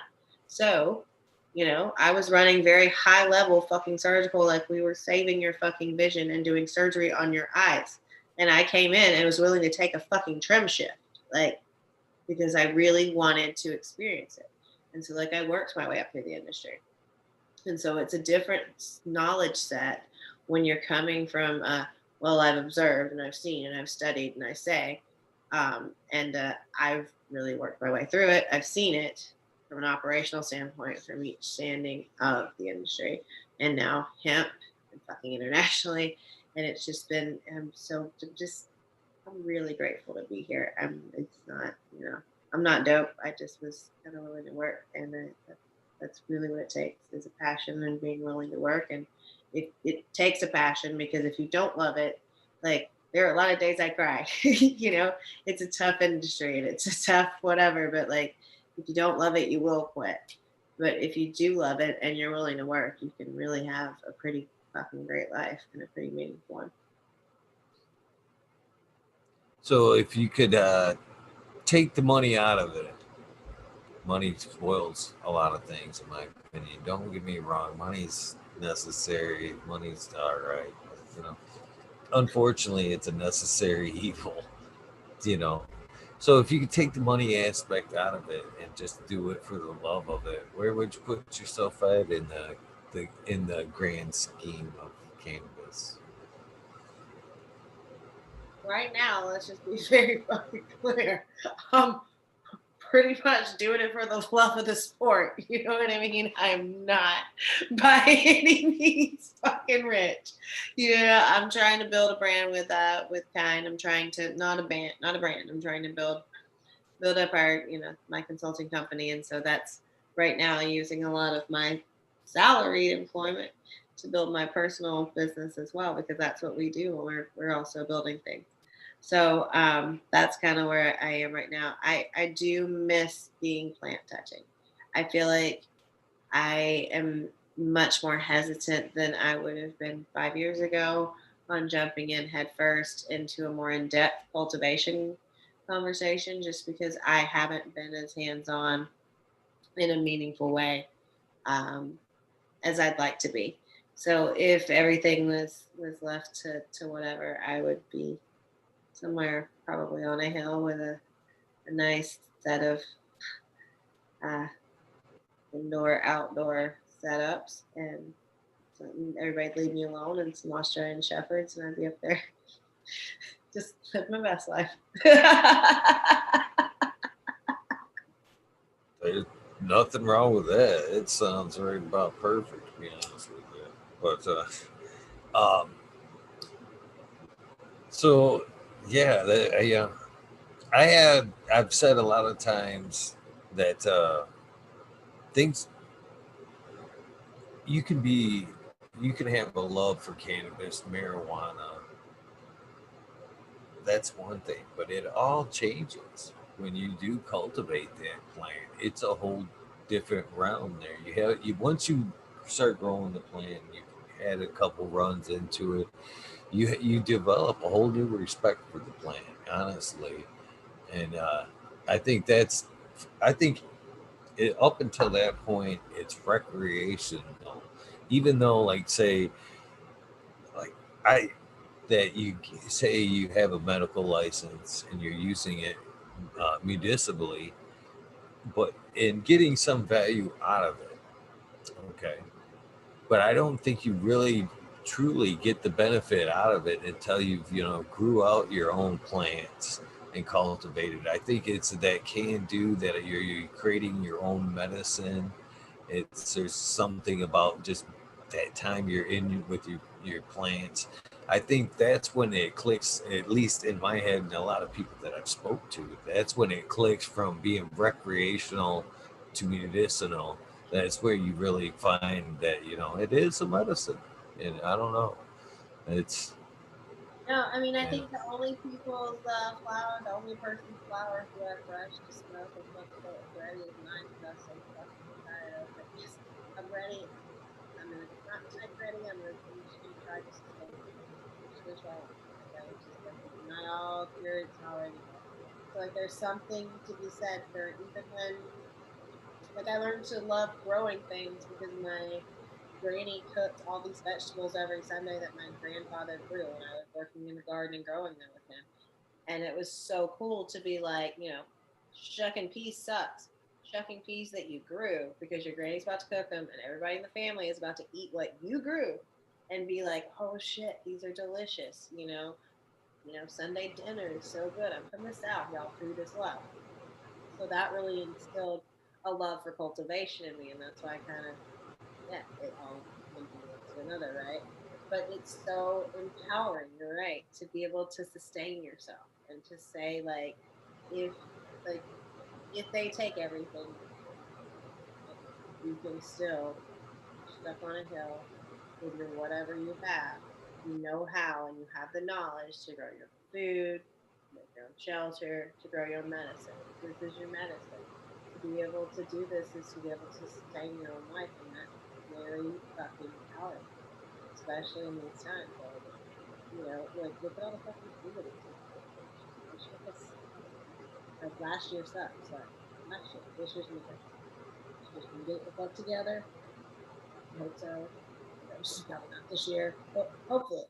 But like look what all the freedoms. Like we thought that we were going to be able to do all this. We're allowed to. If you're in California, if you're in a state where you're allowed to cultivate, and you're not growing your fucking legal limit, and you're able to. Not like it's against your lease because it's against your lease. Don't do it. If it's against your HOA and they can take your house because you're in a condo, don't do it. I understand. But if you can, grow your six, grow your limit. Not that they're bad. There's no such thing as bad. It's literally called weed. It grows that way. On a fucking hill in Afghanistan with a goat pissing on it, it will grow. You can't fuck it up that bad. You might as well try. And what's the worst that happens? You do a good job, you fall in love with it, like just do it. Everyone grow your limit if you can, because you're right, there's a different feeling when you're smoking medicine that you've cultivated for yourself. Like even when I like take a bath, like I do like infused baths with like the leaves, I juice the leaves from my cultivation. Like I try to use a lot of parts of the plant, and I'm like, this is my goddess plant. I feel like a fucking, you know floating little goddess, whatever is going on right now. Like, and it's just such a nice, it's a nice feeling. Like it's weird, and y'all can say I'm weird about that or whatever, but it's different when you create it and when you have that relationship with the plant and you walk in and you see your girls in arms are just like the leaves are up like this and you're like, oh my god, they're happy. That's just the best feeling. You're like, look at this happy girl. So I think I encourage everyone to grow. If you're in a place where you can, please try. For sure. And it is too. It's just so many levels of healing there. We it's one of those things that it's actually known to clean, remediate soils, clean soils, and I think it does that out of us too. I think it pulls out that negative energy when you're in there with the girls, and you know, kind of just pulls it out, recycles it, turns it into a good medicine that you consume, much like it does, when it cleans up there. It just kind of you know, pulls off the bad and produces something good. It's just best time of the day is right here. That's why I like to do this here in the garden. I feed off the energy, I think. I think my death is also I've been writing, like I said, applications for cultivation right now and doing blueprints and AutoCAD review and shit like that I didn't necessarily think that I would be running a company that did, or have professional engineers working under me that were doing the slime work and I'm reviewing. So there's an incredible amount of cannabis, but also, I think that my welcome to my shit show sign. So we're sitting at my home office right now, where the magic or the frustration or the where the legal dreams start. So your office looks more fun right now. That's funny. You should have had that thing front and center Welcome to the shit tonight. show. I should have. Welcome to the shit show. That is too funny. I'm terrible. It really is. Like, this is where I spend a good portion of my life when I'm not doing it at my desk at my office at the facility in Commerce. So I uh, just think it's kind of appropriate you're on fucking talking shit with Eagle tonight, and you have your welcome to the shit show plaque. So no, that was it's kind of funny. It's yeah, kind of funny. show. There you go. There you go. It's in the front now. What are the odds? What are the odds? Yeah. I have one on my desk at work that says I'll be nicer if you'll be smarter. I should probably put that up just because, like, honestly, it's like doesn't set a great precedent, but it's also informative and helpful, and I think a nice, you know, nod into my life.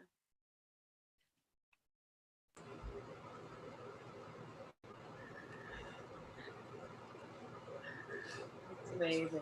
I know I have a great team, and I'm so stoked. Our license being finally signed off today in Commerce, like it's one of the first, if not the first, extraction facility to be signed off of in the city of Commerce, and that's right outside downtown LA.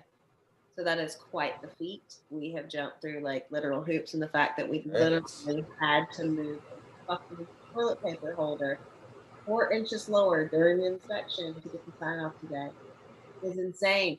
But the fact that that was what we had to fix is so amazing. And I'm so grateful. And I'm so grateful for the municipality and everybody who has worked with us. And it's been a tough process, and it's been a really tough process through COVID. So it's just to be here and finally be at that point is just, I'm so excited.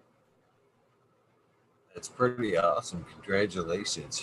I mean, a sincere congratulations. I say this a lot on the show. Is man, I absolutely love people that are chasing their dreams. I do. There's something out there. It's just contagious. You know, I just love that people that would see something and want to, make it happen. There's something awesome. It's awesome. Congratulations. I can't believe they were going to pull you back on 4 inches on a toilet paper holder. I can believe it. It sounds like they were You know just what? So I took a picture of myself, and okay, here's the thing. I'll pull it off and I'll show you guys because I'm just gonna have to not see your comments on YouTube for a second, which is fine because I'm way too dating for this. So I was on Clubhouse, and Clubhouse is I'm addicted to Clubhouse, and I love Clubhouse a lot. I'm hosting a lot of shows on there to kind of correlate with my show on Hayes, but also a lot of church talks and like Hash Church and things like that are happening, and it's really it's a nice it's a nice platform, and I can keep getting sucked into it. Clubhouse? Go ahead and plug the shit out of that. Because I It's don't, almost I've like heard you the, mention it a couple of times now, and I'm like, oh, okay. I have cotton Yeah. mouth. Can you hear me stuttering over my hold on? Told you OG is just a thing. Um, so Clubhouse is like this. It's almost like a live podcast kind of format. So there's like a platform, like you host a room, and there's a speaker platform. There's people up speaking. There's a moderator set, and then there's like an audience. So there's a lot of really cool cannabis content on there, and there's a lot of really cool. I got invited into that with the beta portion of the app before it was like readily available. I don't know how I got invited into that, but somebody thought I was cooler than I am, so they invited me. Um, and it's been a really great time. Like I've enjoyed it. I've had some really nice like weed and stuff. It's a great conversation with Brad and Guild and chemo and just like there's a lot of amazing people on there. Church Talks, Ash Church, you know, Marcus and other guys, amazing. Um, but yeah, Clubhouse has just been funny. But it's I was on there when we were going through our inspection, and they asked how it went. And so I told them, I was like, we had to have this one alteration. And they're like, how are you gonna celebrate? I'm like, I'm gonna go sit on my toilet and I'm gonna gently roll my now appropriately spaced toilet paper roll. So here's my picture because, and you can see same outfit today, as promised. I had to show them this on Clubhouse. That's how I celebrated. That is, and they were right. I mean, it was much more acceptable.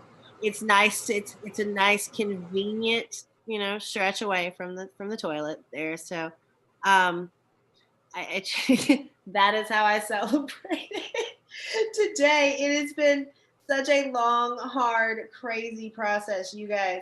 Getting licensed is insane. Getting licensed during a pandemic that no one has ever fucking dealt with before, and we don't have a motherfucking like handbook for, is insane.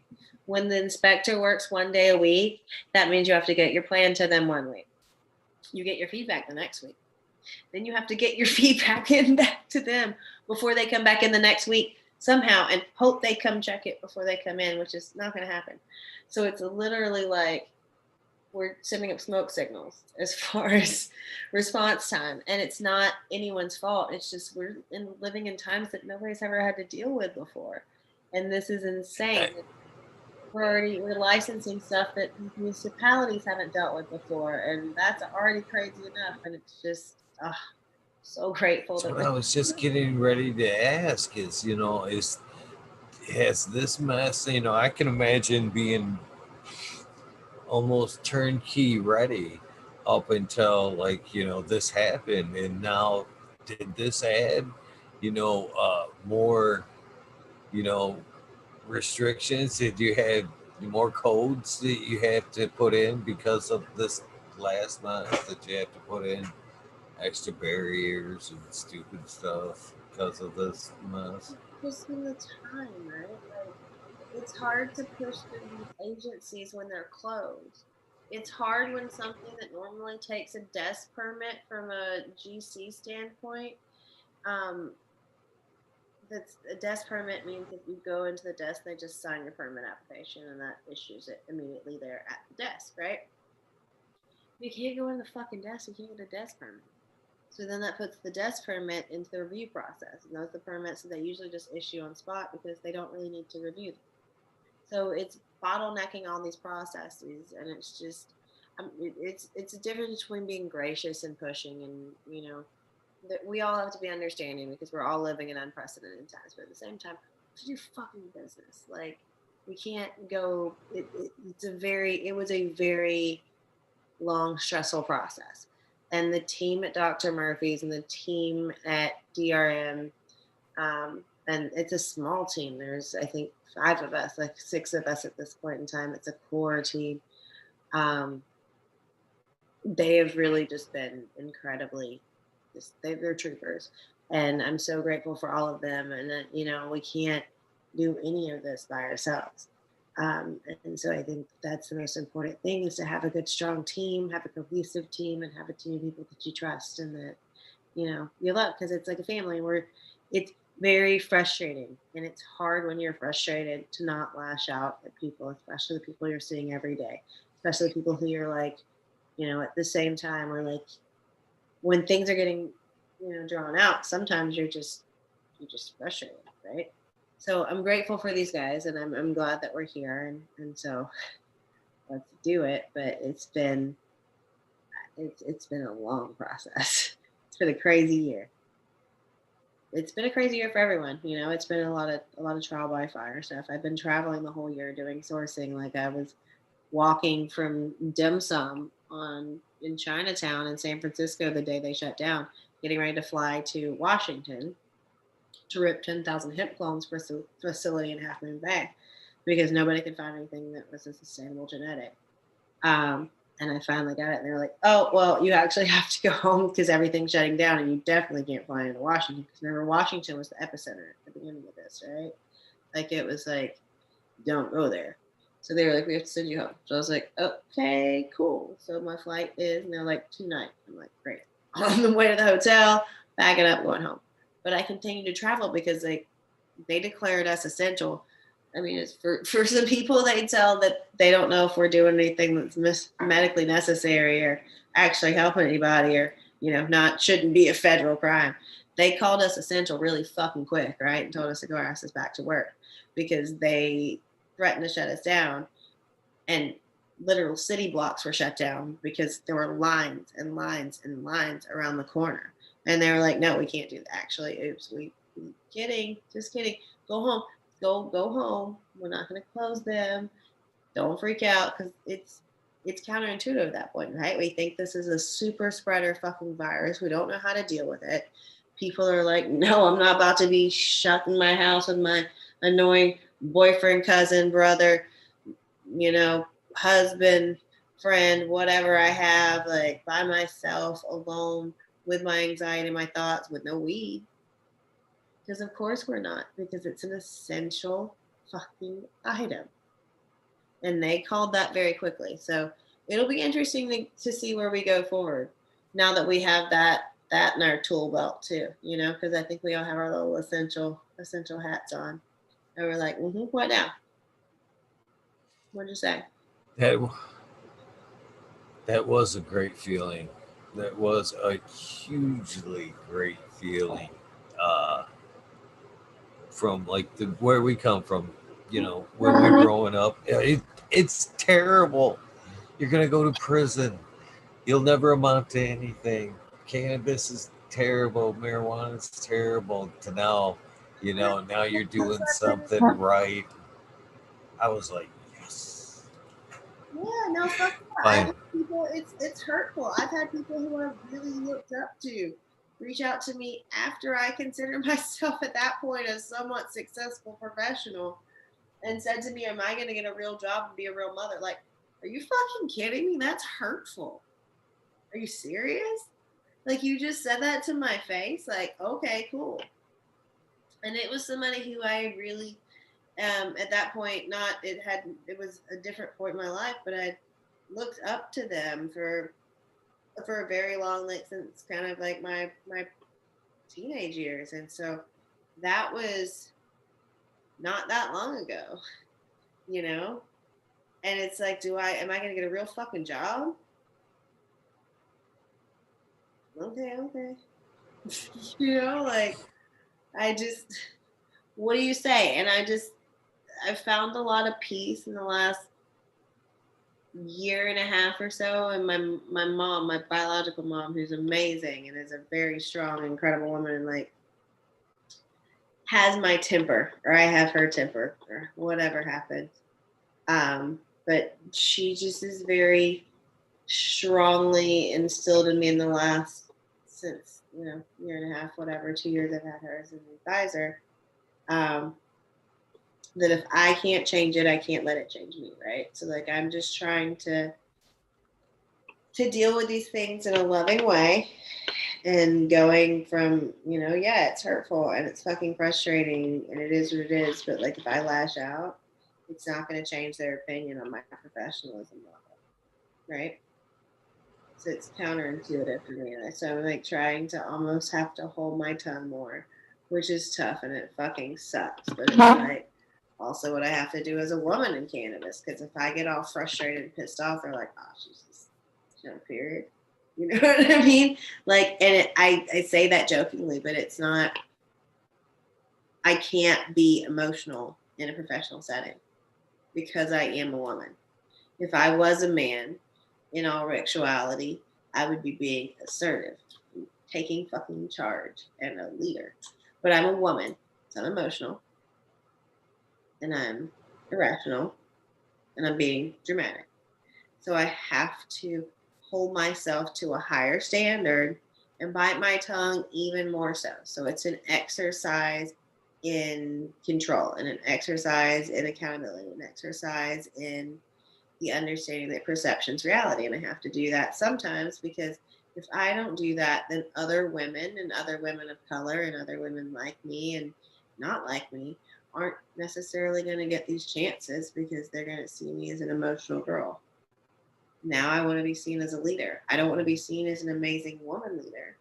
I want to be seen as an amazing leader. I want to be hired because you know I'm going to crush your fucking company and I'm going to increase your sales. I'm going to make you profitable and I'm going to get you in your niche and I'm going to find that way for you to go to market in a successful manner.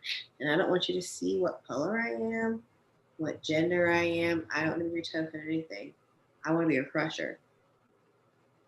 And so I think that's kind of what I'm trying to push for here. But it's a weird place to have to operate. And I have this thing inside of me from my traditional background and also just for me, you know what I mean? Like that says when somebody is disrespectful to me, I want to be like, oh God, clap back. And I can't do that. I have to hold it back. Because otherwise, we are perpetuating it is. It's a vicious cycle of misunderstandings at that point. So we have to at some point find constructive ways to disagree and respectful ways to disagree, but also realize that perception is reality. And when we're doing business and business at a high level, especially when we're representing an industry or, whether we ask to do so or not, especially if we ask to do so, we have a responsibility to just, represent it is behooving of the industry and not just your own personal emotion at the time. I don't know. I'm in a weird spot now. I It sounds like you're handling it appropriately. You're going about it the right way, and as far as that goes, I would expect a crusher to be feisty, Ma- male or female. I would expect that person to be, just willing to do what that has to be done to make a business or a goal happen. So that's just a trait I look for in a winner. So, I don't think that's a bad trait by any means. and I mean, It is what it it's is, I like, guess. and I think that there's a difference between knowing how to handle yourself in a professional way and not being of the culture, not being from the culture, not understanding culture, not participating in the culture, right? Because then we're getting into a corporate more. You're saying Chad got that's money. I don't know. That kind of check, whatever happened. Those kind of people, like that's that kind of situation. And I try to not, we all know, and we're all. It's a very powerful thing to say no. I'm not going to get involved with some shit that I know is bullshit. And it's a very more powerful thing to say no. I'm not going to get involved in my business. And so, I try to not shit on anyone. I try to kind of promote the things and the people that I know are doing good, and just not involve and tie myself to people who I don't believe in or don't believe are doing the right thing. So I never want to shit on anybody or come out from a negative point of view because I think infighting also makes us look shitty from the outside. At the end of the day, we're still fighting for this on the federal level, so we need to be cognizant of that and keep fighting and putting our best foot forward. But I think that there's a difference in handling yourself in a respectable way. And still, I will, anybody who's been in business with me, anybody who's been in a boardroom with me, knows I will still stay very true to my reputation and my ethics of letting you know right where you stand, how you stand, and while we're standing here right now. So I am a very direct girl, and I don't hold that back. I could probably, sometimes hold it back a little more, but that passion's important, and it's important because I come from a place that's not corporate cannabis focused.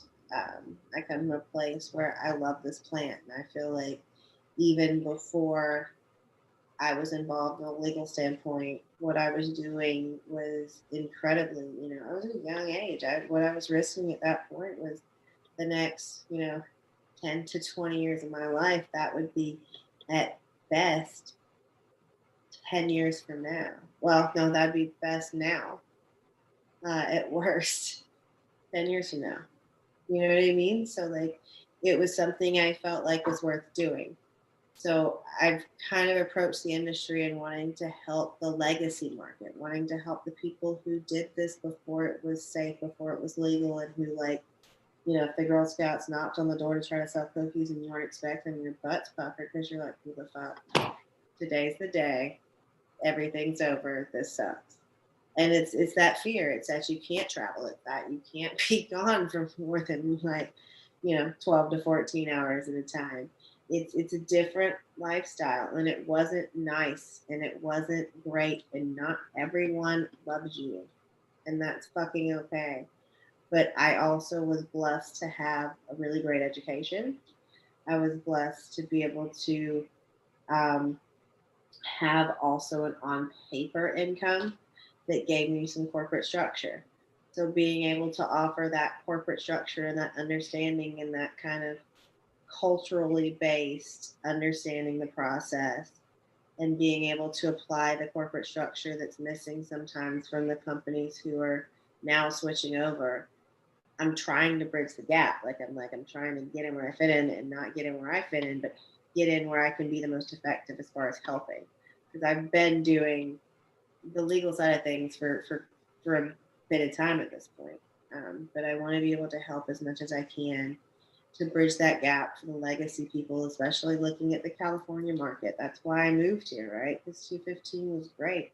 And a lot of those amazing legacy operators, those brands, those people who created this movement are getting fucked right now.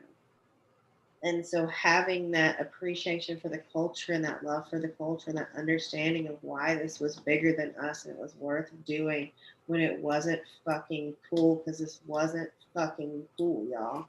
Like people are using it for attention now, and this was not something like we were hanging out in basements and shit. It wasn't cool. We weren't dope. Like we were doing some dope shit, but we weren't dope at all. You know what I mean? So like this whole clout chase thing is just weird for me, but whatever. But like it's about merging that knowledge with being able to explain business practices and QuickBooks and how do you structure your company. How do you make sure your people are paying on time? How do you make sure you're paying your taxes and you're filing this application right? You're writing this the right way and they're not fucking you. It's important to have those knowledges because that's what gets you through that change. But it's important to have somebody who understands and gives a fuck at why you care so much about this farm that you and your family have been growing on for years and years and years and decades in Humboldt and things like that, and why this plant matters to you. Like, you know, it's different when you hear it from somebody who can break it down on your level and can say, like, I get it. I understand why you want to do this and why this is the best way. Here's how you can do it and fit it into the legal structure and do it the right way so that you can sustain. So, I mean, that's kind of why I moved here. That's my passion. That's kind of my heart here. So it's weird. I'm different. I guess. I don't think you're different. I think it's a pretty amazing story so far. So, on your in your hashtag, Customers are getting screwed too. No, customers are absolutely getting screwed. Do you know why customers are getting screwed? Are you in the California market, Bill? Bill Sid? Do you know who Bill is? Is Bill in Cali? not for sure. Takes 20 seconds. Yeah, about 20 seconds Oh, is delay it between 20 you and seconds? YouTube. Okay. Because I looked over the other earlier and I was like, I'm doing like YMCA over there as far as my hand movements. I was like, damn, what's going on? Pull up to the scene with my ceiling missing. Okay, that's dope. All right, maybe Orange he was just. County? You're in Orange County? Okay, so here's why the customers are getting screwed in California. By the way, I almost moved to Orange County because if LA didn't open up, I went to Orange County every fucking weekend because I needed to eat food and feel like a normal human being. And they kept some of the restaurants open, and I could go like have a normal meal. So like I was like, I'm just gonna move down here if they don't open up. It's not that far from my city, from my Commerce City location. But okay. So in California, the regulatory structure is fucked up with the taxes. There is a cultivation tax that is a certain amount per pound, or per ounce is actually kind of how it's levied. Um, at that point, it goes on to the processor, unless it is packaged and sold at retail, in which it goes on to the distributor. The distributor is the person in California who is responsible for paying the taxes to the government, as far as what's passed through from the cultivator. So a lot of cultivators, and I love you guys. I love you, my Cali cultivators, so much. We need you to pay your taxes. So the way this should work is it's a pass through. So we collect the cultivator tax, which is the responsibility of the cultivator. Okay. So if my purchase is $100,000 and your cultivation tax is 45, I should be handing you what, $55,000, right? Because you're paying your taxes, which fucking sucks. But when I process it, I'm also getting charged an egregious amount of taxes that I then pass on that goes to the government, right? But there's a bottleneck when that's like, oh no, 100,000 plus 45,000 taxes.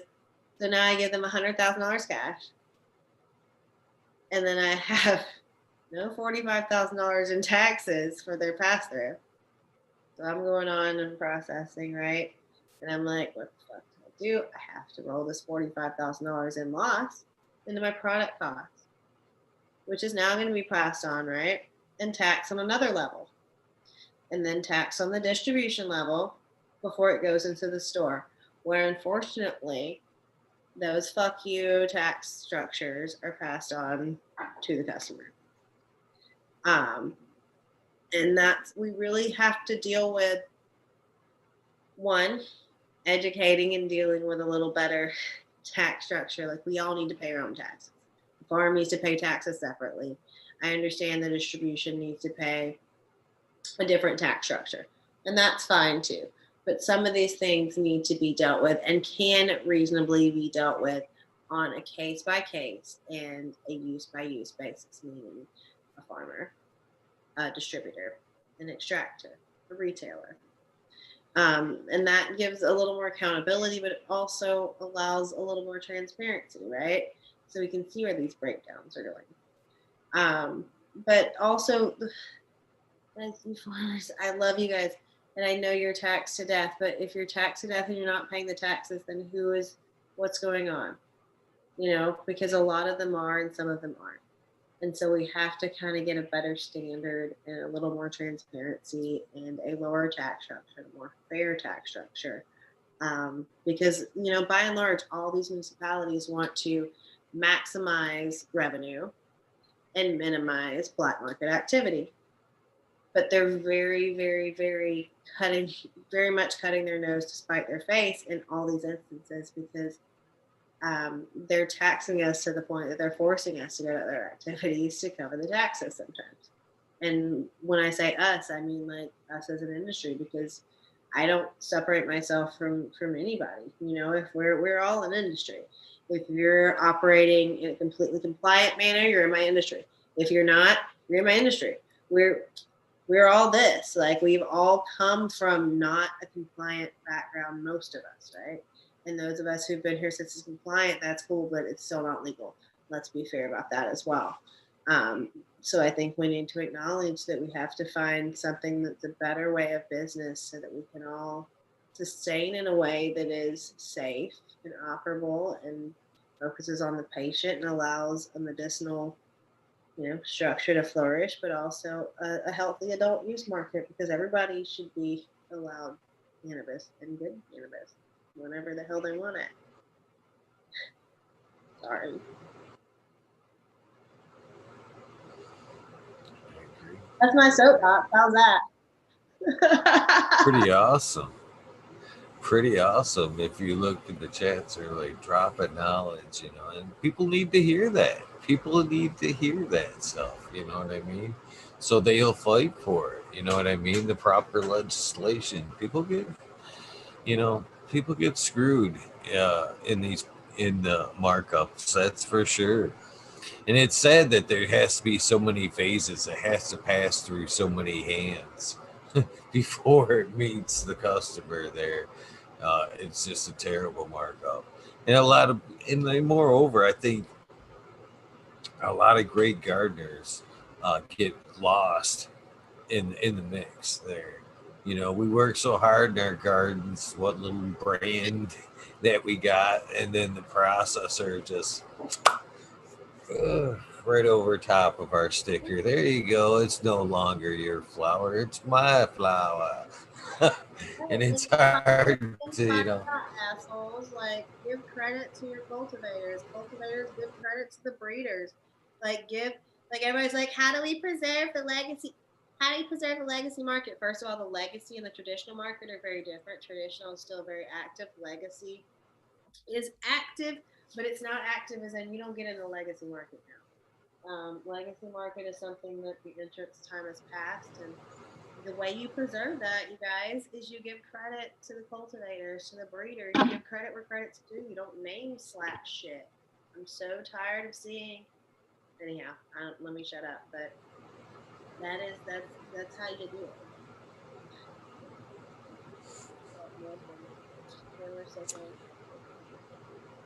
What's up, man? Choose her. Jenny for governor. I'm so done. They wouldn't let me.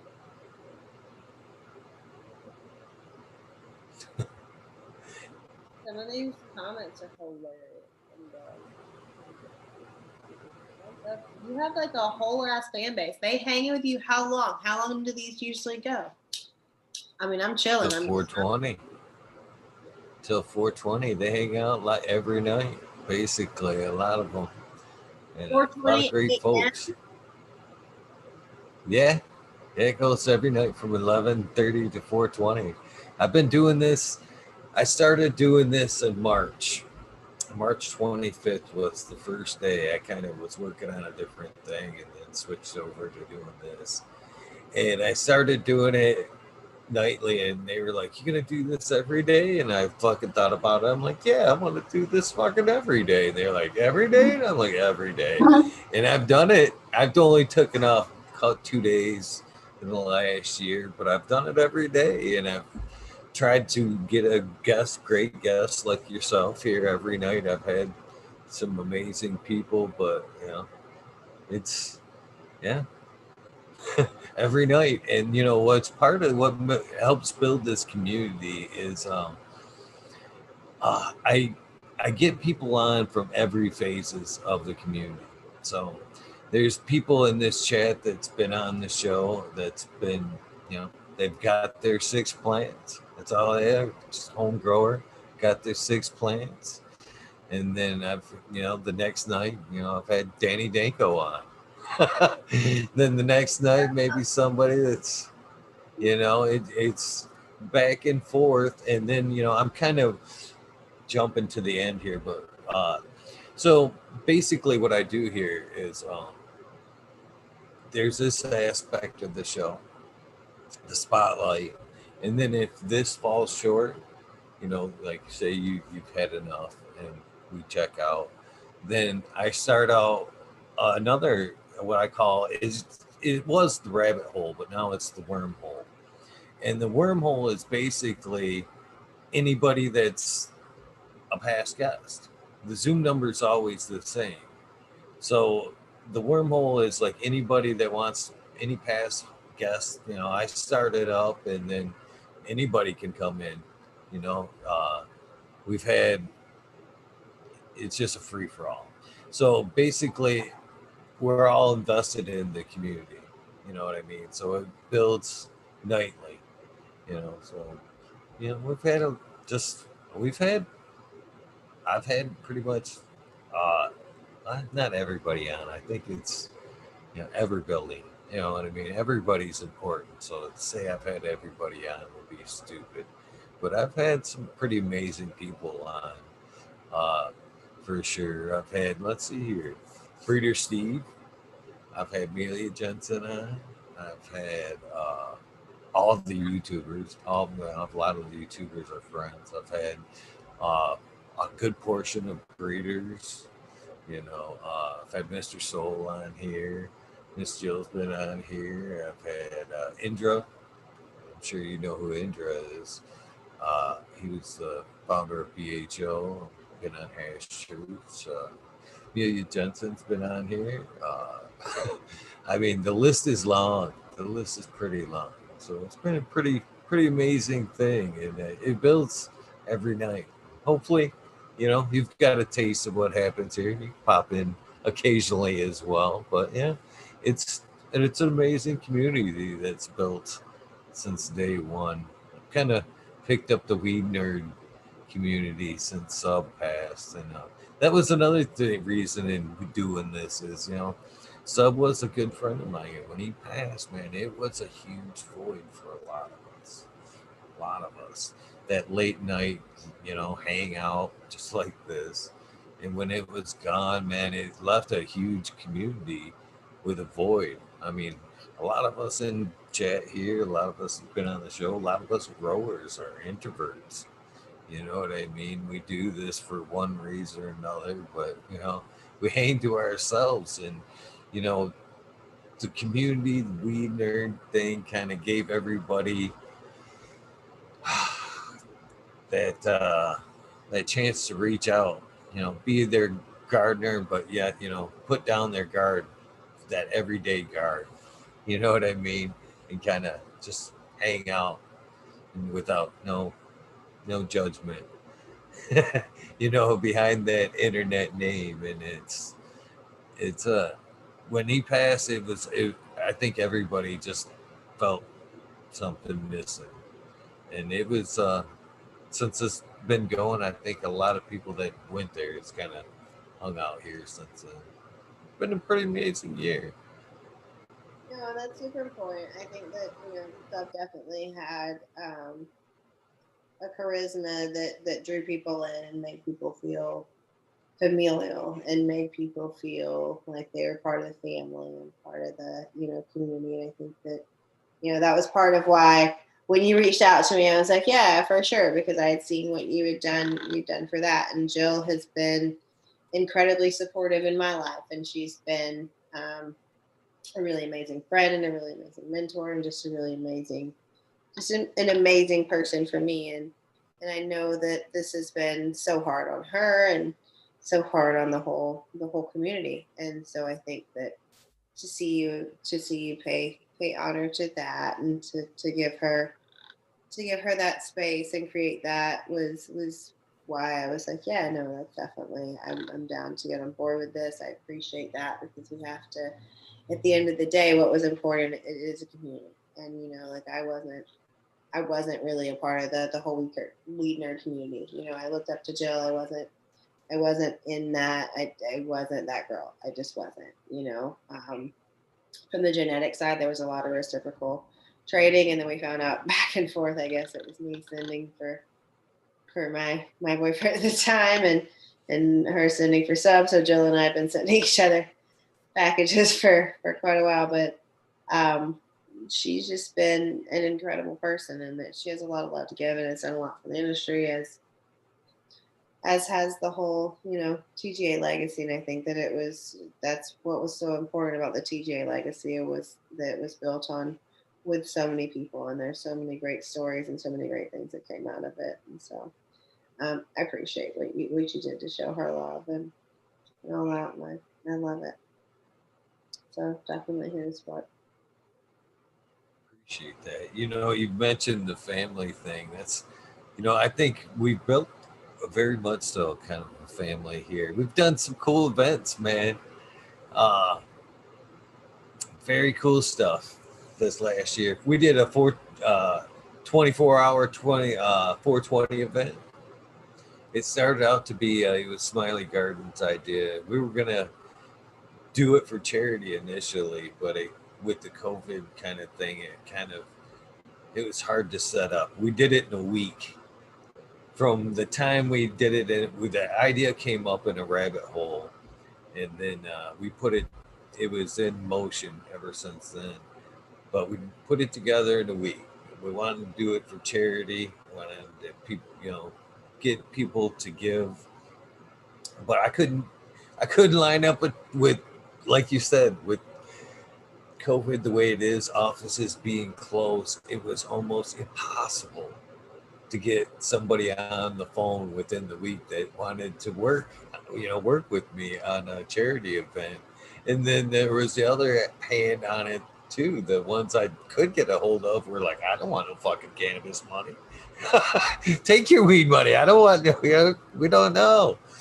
So it was hard to set up. So in the end, we just kind of went with the message of do something nice for somebody, and everybody that came on throughout the day, because we did it I did it in sets of three. So it was me, and then it would be say like me and you, and then halfway through our interview, somebody would come in and would kind of spice up the conversation again. And then like halfway through their time slot, you would check out, and then somebody else would check in, kind of revigorating conversation. And that's the way it worked, man. And whenever somebody came on, I kind of asked them, do you have a charity, or something that you would like to bring light to, you want to suggest they go donate to or whatever. And that's the way the day works. And we had pretty much all the YouTubers on. Well, we had Med Grower One, Lost Leaf, Tanase's Gardens, Pedro's Grow Room. Quite, it was quite the day. It was quite the day throughout, and it was a good day. And then we did Thanksgiving, 24-hour Thanksgiving episode, where past guests came on, and we did our thing, open panel type show, and just made a place for everybody to kind of spend the holiday. You know what I mean? And you wouldn't believe the people that hung out all day, almost 24 hours on Thanksgiving. And that was pretty cool. I opened the show up because usually it's just the past guests alone. So I opened it up for like 8 hours to, like, if you watch the show, the link was out there that you could come on and hang out with the show for a few hours. And then we did it again on Christmas, a 24-hour Christmas special. We did it again, and it was same thing. Good times, It was, we tried to make this show as community based as possible. That's super dope. And yeah, I think that's the best thing about cannabis, right? Is it creates this community. And like honestly, it creates community that a lot of us wouldn't have otherwise. And I really appreciate you having me on. It's 10:49 here in LA, and I do have to work tomorrow because it's a Tuesday. But yeah, no, I appreciate this. This has been awesome. Thank you so much for including me, and I appreciate your community. And thanks everybody for listening to me and listening to what I have to say. And my opinion's worth what you paid for it, but it is what I gotta say. So I said it. But this has been awesome. I appreciate the forum. I appreciate the experience. It was really cool to kind of get to know some more about you and hear more about kind of your cannabis life as well, and some similarities. And I appreciate you. This was dope. Thank you. I appreciate you, and like I did hint to. There's usually two things I do before the guest checks out, and that is one, to give them the invitation for a wormhole. The Zoom link is always the same. Okay. So it's an open invitation as far as the wormholes go. You ever up late or whatever, and you want to pop on and drop some knowledge? We might be talking about extracts. We might be just, smoking some nights, but a lot of times it's very cannabis based. Sometimes it's kind of psychedelic. It gets out there a little bit some nights, but you're welcome. Always welcome anytime. Don't feel like don't be a stranger. Don't feel like you have to get an invite. So with that being said, the only other thing I'd like to get from you before you go is a sound bite. The old like radio school sound bite. My version would be something like, "Hey, this is Eagle Gardens, and I'm on fucking talking shit with Eagle, episode 325." You can tack on whatever you want, but basically that's what I'm looking for. I will be hitting record What episode is right this? 325. Okay, that's 325. Okay. I'm ready anytime you are. Hey, what's up, you guys? It's Jennybwsp. I'm on fucking Talking Shit with Eagle, episode 325. Hope you guys checked it out and checked out me fucking talking shit with Eagle. Thank you so much. It's been a pleasure. You're a very intelligent,